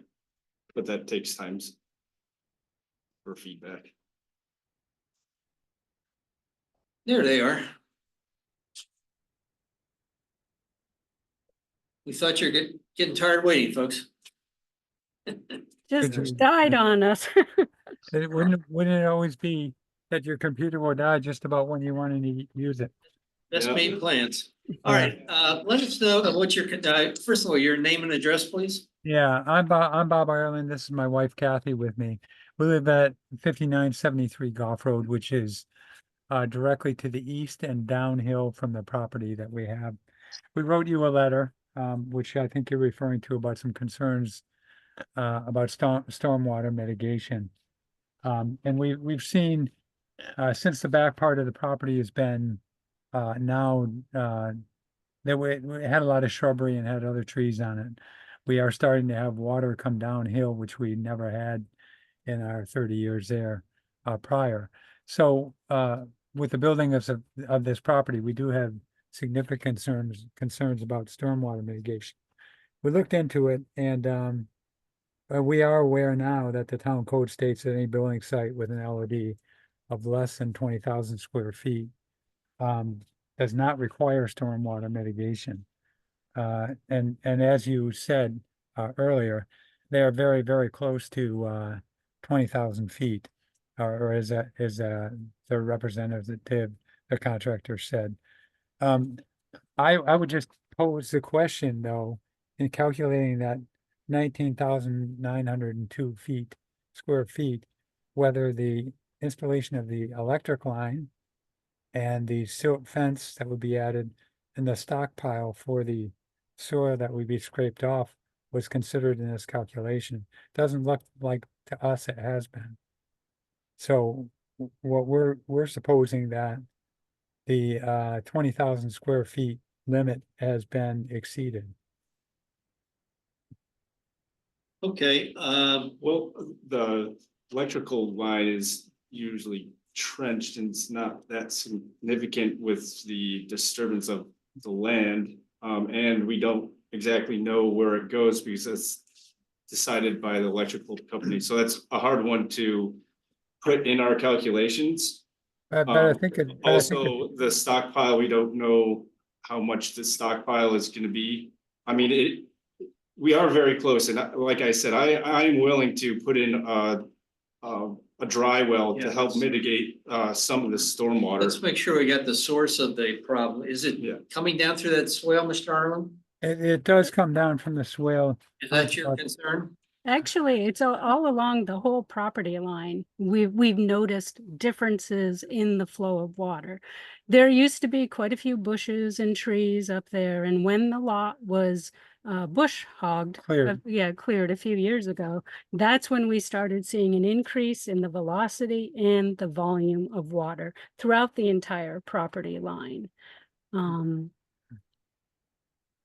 So anyway, there will have to be stormwater mitigation. We've seen that already through the swale, even, that part of the land was cleared. There were bushes and other things that sucked up some of that water. That remained wet the entire, season this year, and we do mow through that part of the property. Behind our house where there are trees, because of the clearing that was done, we have water coming down toward our house. Our house is, just for perspective, a little bit south of the water line. Is where our house starts. So we're not far off of whatever's running off of their property. Property on 5983 Goff Road will be coming very close to our house and would definitely affect our driveway and our lawn. So some sort of stormwater mitigation will have to be undertaken. And we're just, our purpose for being here is to request that that's taken into consideration and that it is implemented in the plan, in the building of this lot. So as of right now, it's currently water's flowing off the property as it would naturally and flowing onto their property. That's going to do that whether you build a house or not. So I don't think substantial mitigation is appropriate when you're gonna be. Mr. Arlen, excuse me, let the applicant. I mean, ultimately, you're gonna be funneling water into one source and then having it exit to a point source. And then we want to get away from that. We want to disperse the water as evenly as possible. But you have that defined swale that collects water. But that's an existing condition. Yeah, but I mean, you're adding more coefficient of friction in terms of a higher impervious with the roof and the. But where we'd be outletting the water from the house is before or it's after the swell, so it wouldn't even be affecting that part of the runoff. It is after the swale. Where we're disturbing any of the soil it's not, we're not funneling water into the swale. That's gonna increase the rate of flow off the site. But it's water, stormwater that's running off now from a brush field. Okay, with a certain coefficient of friction. On the property, but That's let's try to see where the water's coming where the from swale was that. in comparison to the proposed house. You can. You can see it. Right here, you can see that little undulation there. Right here. It's not very good. Okay. That map. That's the source, all right? And this is a raised bed. Yep. And this is where the house is, and this is where Okay. water's coming here, going this way, sheet going this way. I just don't want to get into a scenario where we're accumulating all of our stormwater runoff and making it a point source where it's gonna affect the Well, drainage even more. You have a point source with your downspout. Right, and that's where we are happy to Okay, do I think a mitigation I measure. think that would help the neighbors Yeah, and that- also. I'm happy to do that, because require- like he said, we are really close to that 20,000 square foot threshold, and if that would ease the planning board's mind as well as the neighbor's mind, I'm happy to put that in practice. Mr. Allen, do you understand what we're asking of the applicant, that he put some sort of stormwater management structure at the outfall of the downspout in the northeast corner of the property? That would take care of that roof drain? Just that one? Well, the other drains to the back toward the water easement, the other two of them. We would mitigate all downspouts to collect into the stormwater management. Oh, so you're talking about Yeah, I mean- a collection pipe around them? Well, I mean, Separate. there's one here, one here, Yeah. one here, one here. And then we could also divert to this swell that would go into Stitch. This is not the only one we have pictured, that one here, here. Oh, no, I see them, but I was more concerned about that one. Because that's This one. that's dead aimed at the Yeah. swale, yeah. I mean, we can also connect them and put them all into one, one basin or dry well.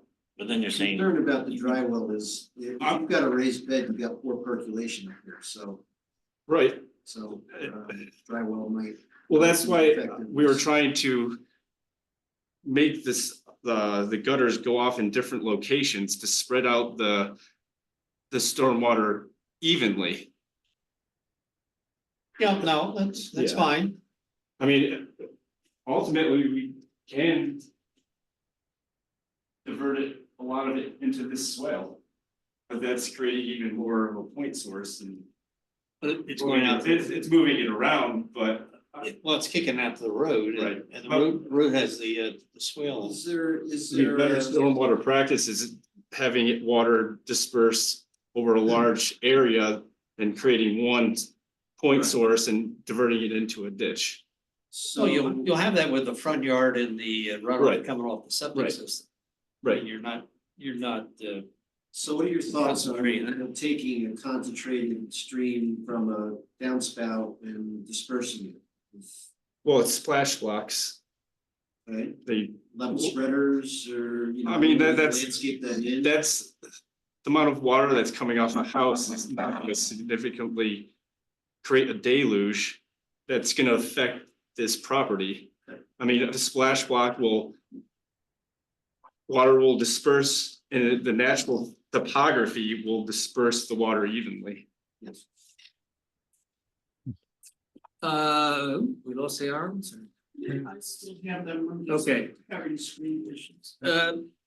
Folks, you live out there. Do you have anything specific that you would like to see specifically as far as stormwater? I mean, what do they use? Yeah, so one of our concerns was drainage off of the roof. The other concern is, of course, the swale that runs directly between the house and the leach fields that are being built, a little closer to the leach fields, and that empties directly onto our property. So anything that could keep, this will be mowed now, and before, even before it was cleared, we've seen more problems with it. It was a field, but with a lot of bushes and trees and other things in it before it was cleared. So we're seeing more water come down all along the property line, as my wife said. But in terms of where the house is and the limit of disturbance, we were just requesting that we do something collectively, if necessary, to figure out how we might take water away from our property and put it someplace else. Dispersing it along that line would be problematic. And I imagine some amount of this site plan that we're looking at is going to become grass and no longer fields, no longer shrubs, no longer trees that was absorbing that water prior.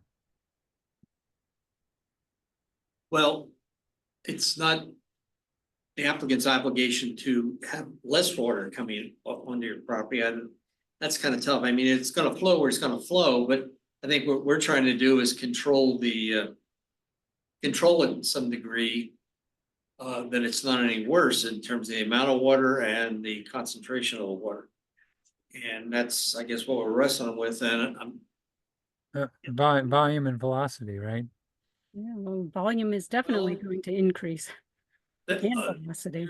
turf in the front there, that's all gonna be grass, right? Yeah, it's all gonna be grass. What we need to be considering is the impervious surface, making sure you have drainage systems to infiltrate based on that impervious surface. We can't do anything about water that's coming off the property right now. That's just not something we can design for financially. Well, But we are willing to design to a certain level yeah, of designed impervious surface that we're showing on the site plan. We're willing to mitigate that much. Okay. Okay, well, you've heard our concerns, you've Right. heard the Ireland's concerns. Is this something that the board wants the applicant to come back and show us what he came up with as far as the mitigation, or? I hate to just leave it out there as a general comment that you gotta control the runoff. I mean, that's. I would ask Logan how he would do it. Well, And then have what it put on I'm, the plan. my solution to it is we are showing a plan that's right on the threshold of 20,000 square feet. Below that, we don't have to show stormwater mitigation. It's in the town code. But what I'm willing to do based on the fact that we are that close, I'm willing to put stormwater mitigation measures in place based on where the downspouts are coming out. And I showed you where those locations will be. okay, and what's gonna happen with the swale? The swale would go directly underneath the driveway? And then, The swale doesn't go all the way up to the driveway. It mellows out. Right now, it mellows out actually- right here, and then it starts increasing in steepness yeah, here. It's not like a huge swale.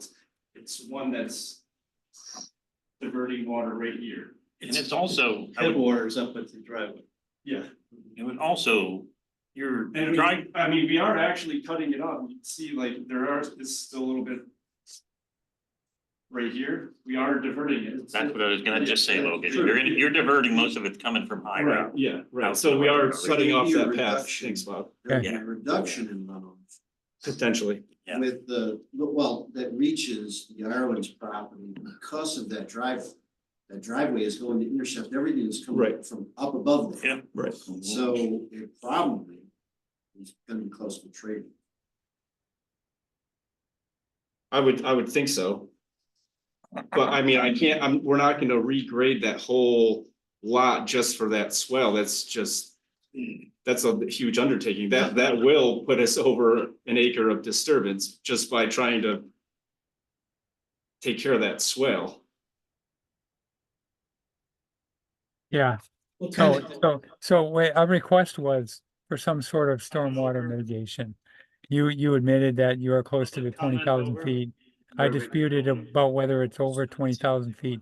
Doesn't matter if you're willing to provide some stormwater mitigation. And we understand that there may be some things that we will have to do additionally, in addition to what you do. But our request is that you take into consideration water coming onto our property and that you provide mitigation that would be beneficial toward that. Okay, and I think we came to that conclusion with the applicant, so he's essentially gonna treat this as if it's over the 20,000 square foot limit, and anything required under that restriction would be provided. Okay, we appreciate that. We can help with a little additional information. Okay. The water easement is a dug well further up the hill on the other neighbor's property, the person up the hill from you. It's a dug well. It serves the house that they live in and also serves the house downhill from our two parcels.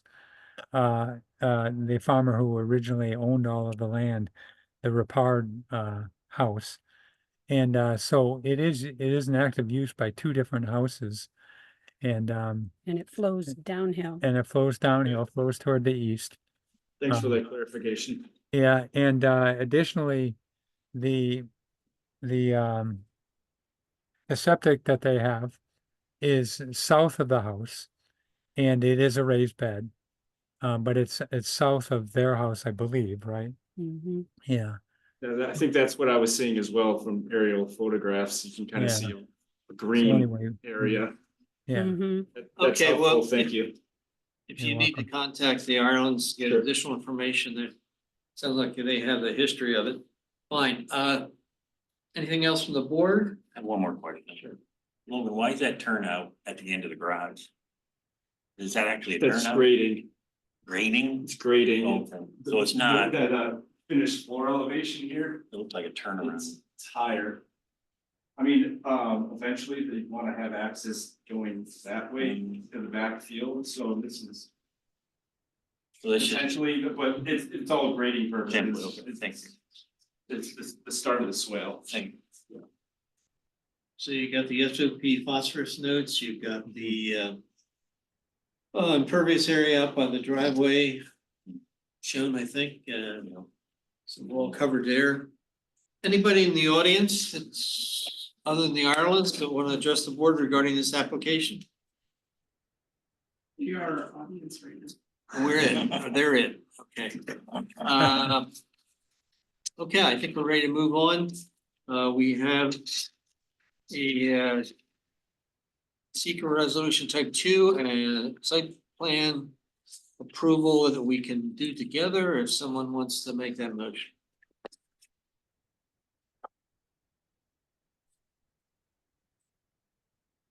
I'll make that motion. All right, Mike.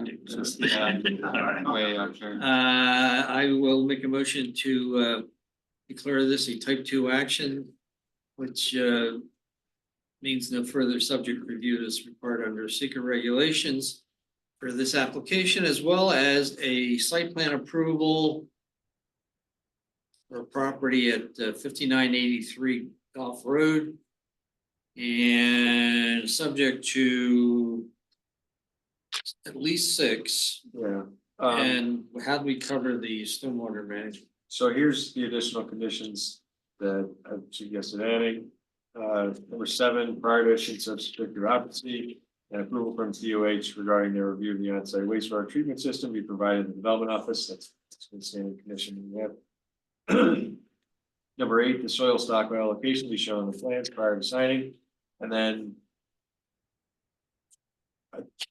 9, possibly 10, depending on how specific you want to be. Site plans are to be revised to provide water quality preservation measures and be designed to manage the impacts of your design storm. That is the language from the site design criteria. Everyone's referencing that 20,000 square feet. There was a suggestion that a stormwater management structure such as a dry well be added to each downspout. So again, I don't know if you want to be that specific with the condition or you just leave it as the language from the site design criteria. I prefer not to be one for each downspout because that's, I mean, there's potential. I would like to have separate ones for different sections of the house because we can kind of congregate them, I think.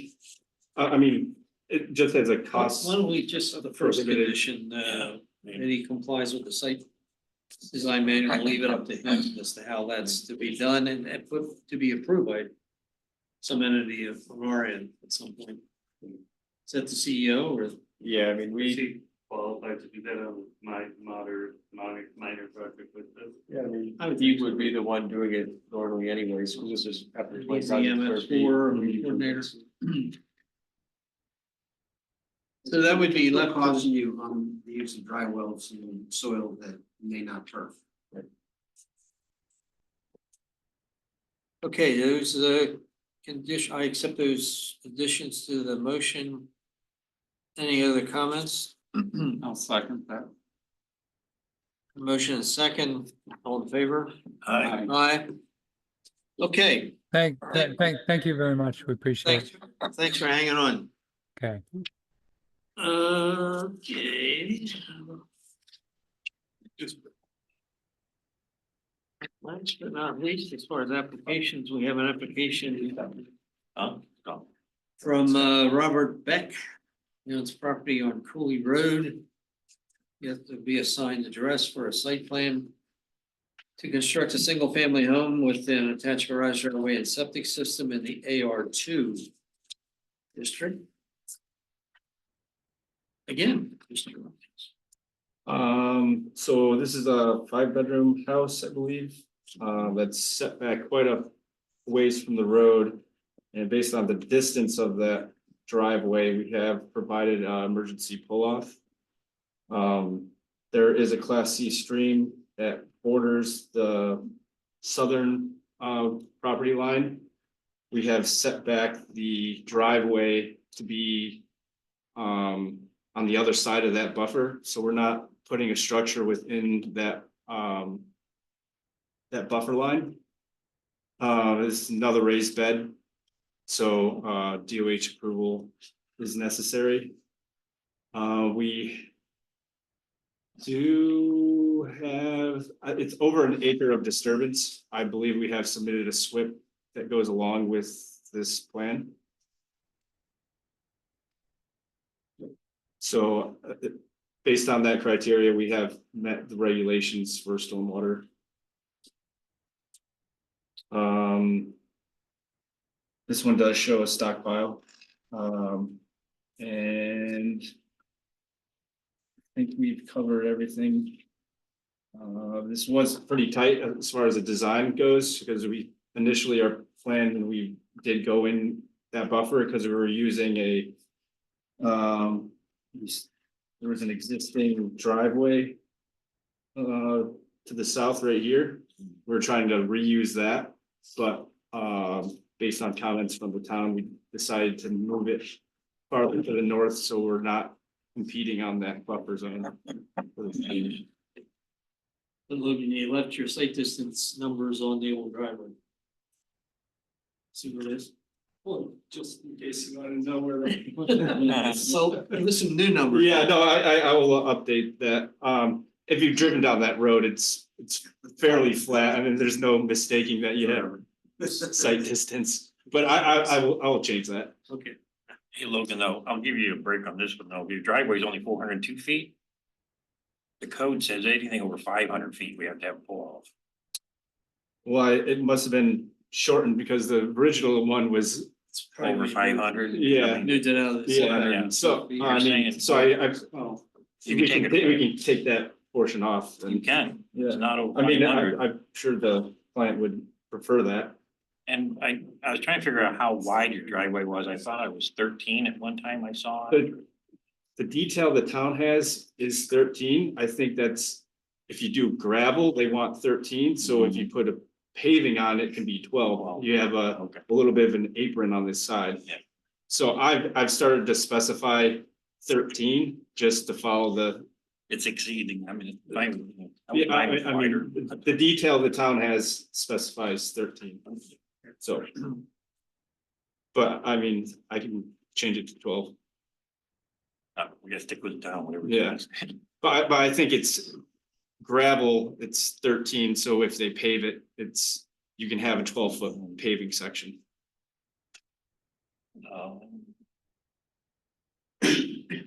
I did try to verify it, I think I saw it on here someplace.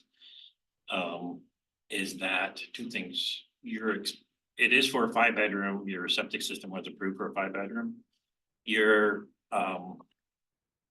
I'm pretty sure it's this house, because your plan here shows a 1,500 gallon tank. And then on somewhere else, I saw a 1,250 gallon tank.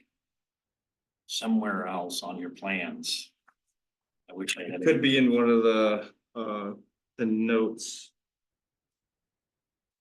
The note on the plan says 1,500. Yep, yeah, on the plan, it should, and then someplace else I found it where it said. Oh, it's in the septic tank notes, it says new 1250. There you go, Yeah. yeah.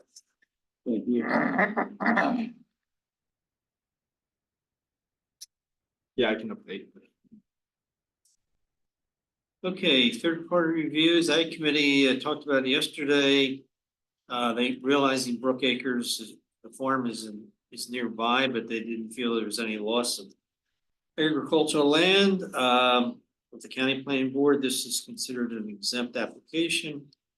ECB, they mentioned the stream being, the driveway being near the stream, but you said you moved that out of the setback.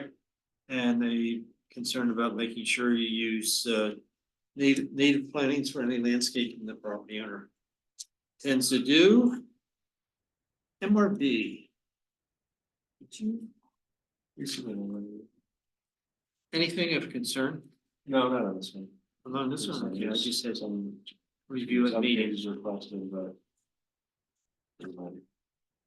And you have your, you have it in the motion. Yes. Okay.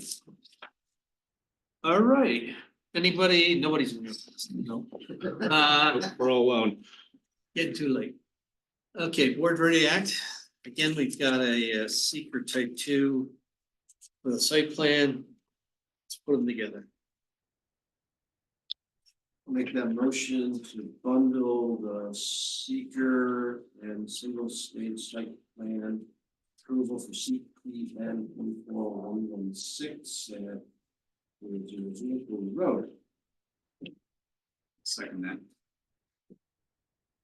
Okay, motion is second. How many conditions? Let's go through those. I've only suggested the addition of one. Standard condition relating to certificate of absolute. Prior to issuance of CFO and approval of DOH regarding the review of on-site wastewater treatment system designed in the town documents. Is there something else that I missed? We need to note the change on the septic tank. Say that again? The septic tank, is that, Okay. Yes. We trust Logan to move the site distance. And that's in our letter. Oh, so. okay. Yeah. Okay. All good? All right, all in favor? Aye. Opposed? You got it. Thank you. Good to see you. Good to see you as well. Hope everyone has a nice Thanksgiving. Thank you, too, Logan.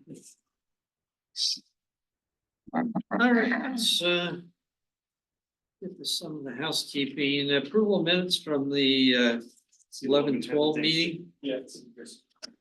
Got a motion? I'll make a motion to approve the minutes of the 11, what was the date? The 11th, 9th? What was the date? 11-12. 11-12. November 12th. Sorry. Second. Okay, with no further corrections then from what was sent out, so all in favor? Aye. Aye. Okay, we have a release from Canandaigua Crossing on 332. Everyone see it? That's our last one, right? I read. Second and final. Yep.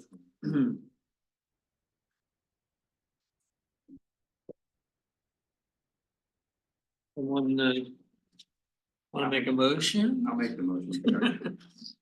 Charity release for CPN 2021-056 for 2036 Rochester Road in the amount of $17,035.38. I'll second that. Okay, motion second. All in favor? Aye. See, that guy's finally got a tenant. Yeah. I think there's other coming from what Murph said, I think, yeah. Who is that? Does he have doors? Does he have front doors? Plywood, Who is that? plywood and Yeah, front. plastic. He's all enclosed, but the main building, the front is just plywood and I just wanna plastic. go out and paint that siding. That siding looks like something else. Looks good. You like that wood? Outdoorsy? Yeah. Somebody forgot something. Better than the plywood. Well, it's better than the cardboard thing. Okay. We're not done yet, are we? Okay, other business, let's do January. No, that January meeting just filled up, didn't it? All right, I'm keeping on the radar this, you know, the floodplain briefing and stream setback. Yeah, have you had a request? Mike said he wanted. Mike said he'd do it, yeah. Yep, Mike said he would do it, be glad to, once he's got all the information in front of him. So I was thinking, you know, January 14th at first, thinking it was a late meeting, but That's the increase to setback, right? yeah, potentially. I heard it was coming. Oh, it's coming? Environmentalist, but I know. He said it's coming. Stream setbacks, Pardon? increase the stream setback. Yeah. And a few other things. Well, I hadn't gone through ordinance yet. Just a general observation, there are a number of things, projects that we have approved that wouldn't hurt any of us to go to the look at them.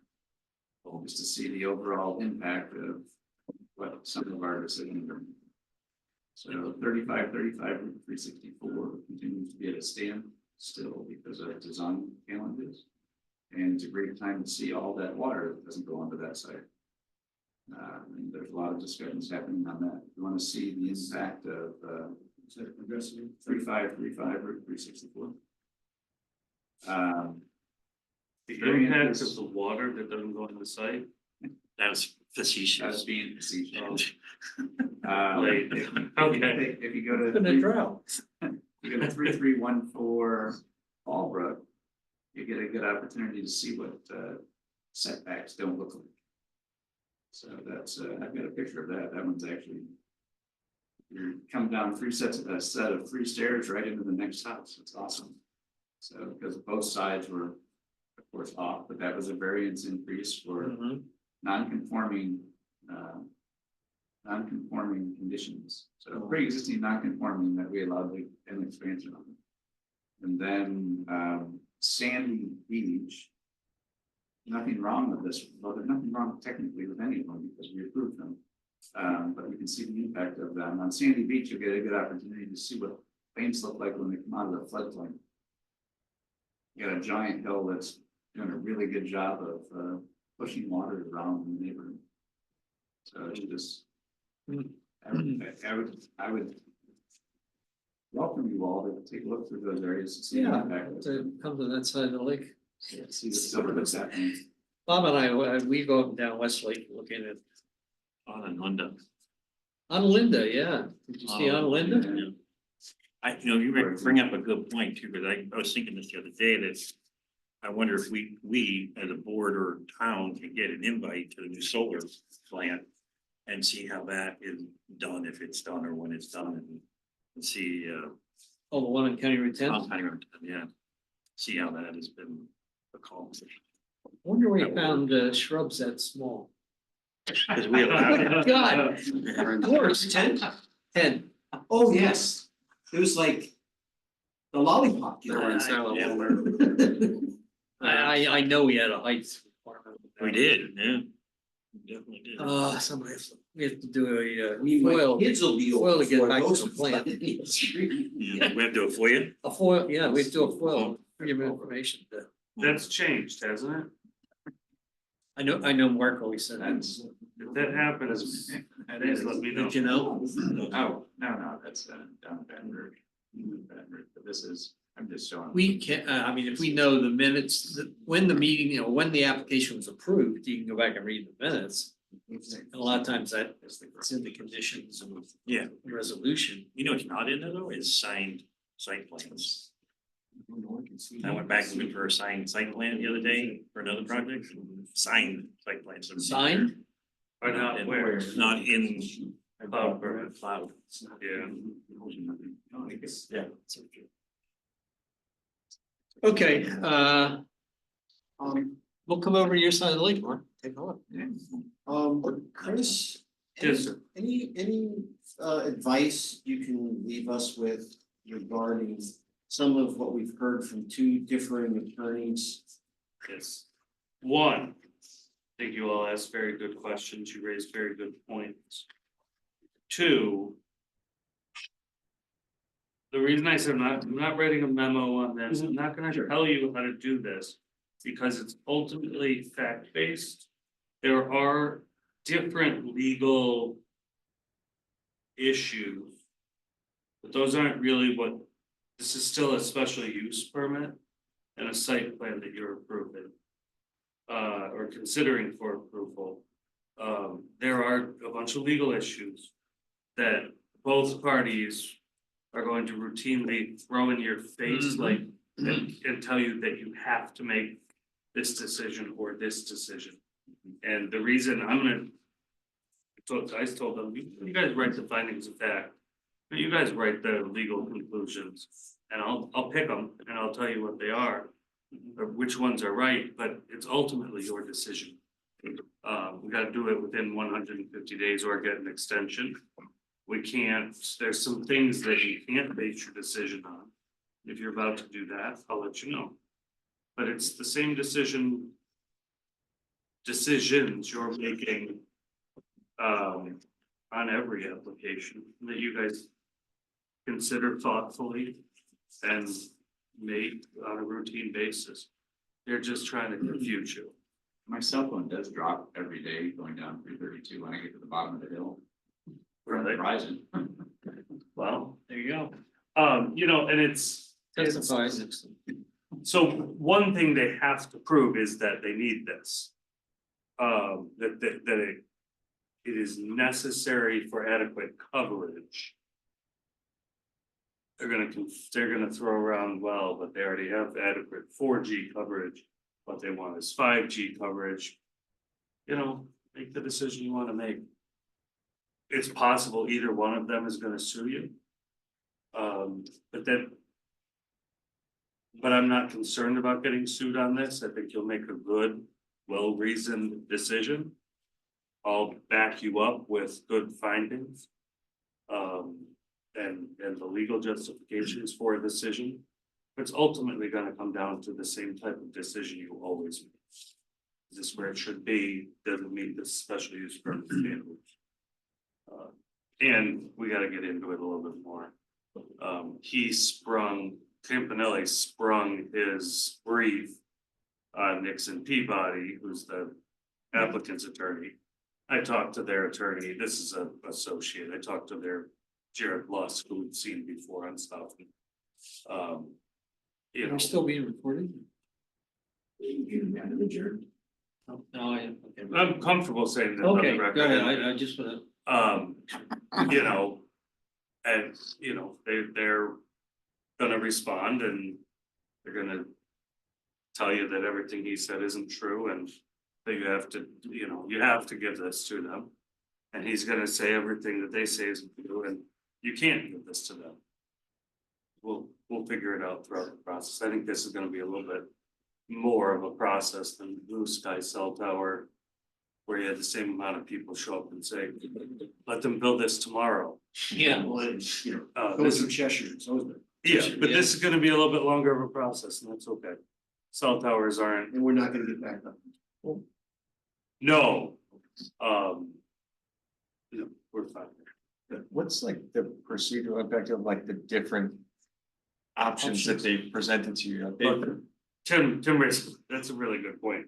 And it's, I believe the applicant will extend their shot clock time voluntarily, and if not, quite frankly, they haven't submitted sufficient stuff to maybe a complete application, but it's not sufficient for you to make your decision, and you can deny it at the next meeting. And But if a denial turns in, I mean, a denial actually helps it, then that does allow the process to restart. then they could reapply and restart the shot clock. But so Timmy, that's a good point. It's really a sketch plan. Concepts. Unfortunately, we missed the chance to say what you've given us as a sketch plan and you're missing the following items. That's okay. We'll still. So we use for a lot of them, I mean, it's seems clear to me that there's better options than the one that their preferred options. Well, that's Maybe. why I asked that question. Well, You know, let's not get into the facts. This is right the now. only farmer that agreed to put it on his property. I don't think did that's- indicate to both of them that they're the three of us, the three attorneys involved, will not pull any surprises. Send copies to everybody in advance. They did make the statement right up front that they, with certain limitations, have authority to cite this anywhere in the property. Sure, of course they do. Any applicant has a right to cite anything on their property. Well, I guess from the owner. Oh, yeah, the owner told them, well, I think he said these two are good. Oh, no, you're right, they did say that. They didn't want to put it on the other side of the old railroad. Yeah. I don't think any option will favor the neighbors. They don't want it anywhere in this.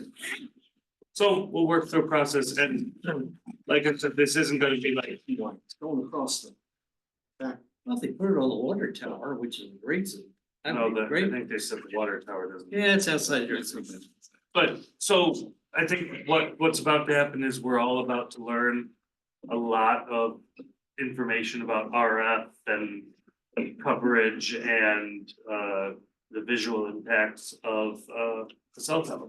Can we get them to figure out why they keep dropping my car plate and everything? At some point. Cause that's interference for probably 5 Yeah, feet. at some point, there will be a person, and, you know, at some point, there will be a person. With senior engineer in their title, from Verizon, and you can ask them that question, and I bet they've got an answer. You're gonna hear from, I think you probably wind up hearing from more and varied experts. This is, you know. My These question, aren't usually quick, we're gonna learn a lot about cell stuff. my question is, what inspires them to go through this process? They spent a lot of money in engineering. They're gonna spend a lot of money in the tower, so. Yep. Why do they think? Was that a motion to adjourn? Yeah, definitely. I'll make that motion, 2042. So. All in favor? Aye. See, we didn't have a man. I was telling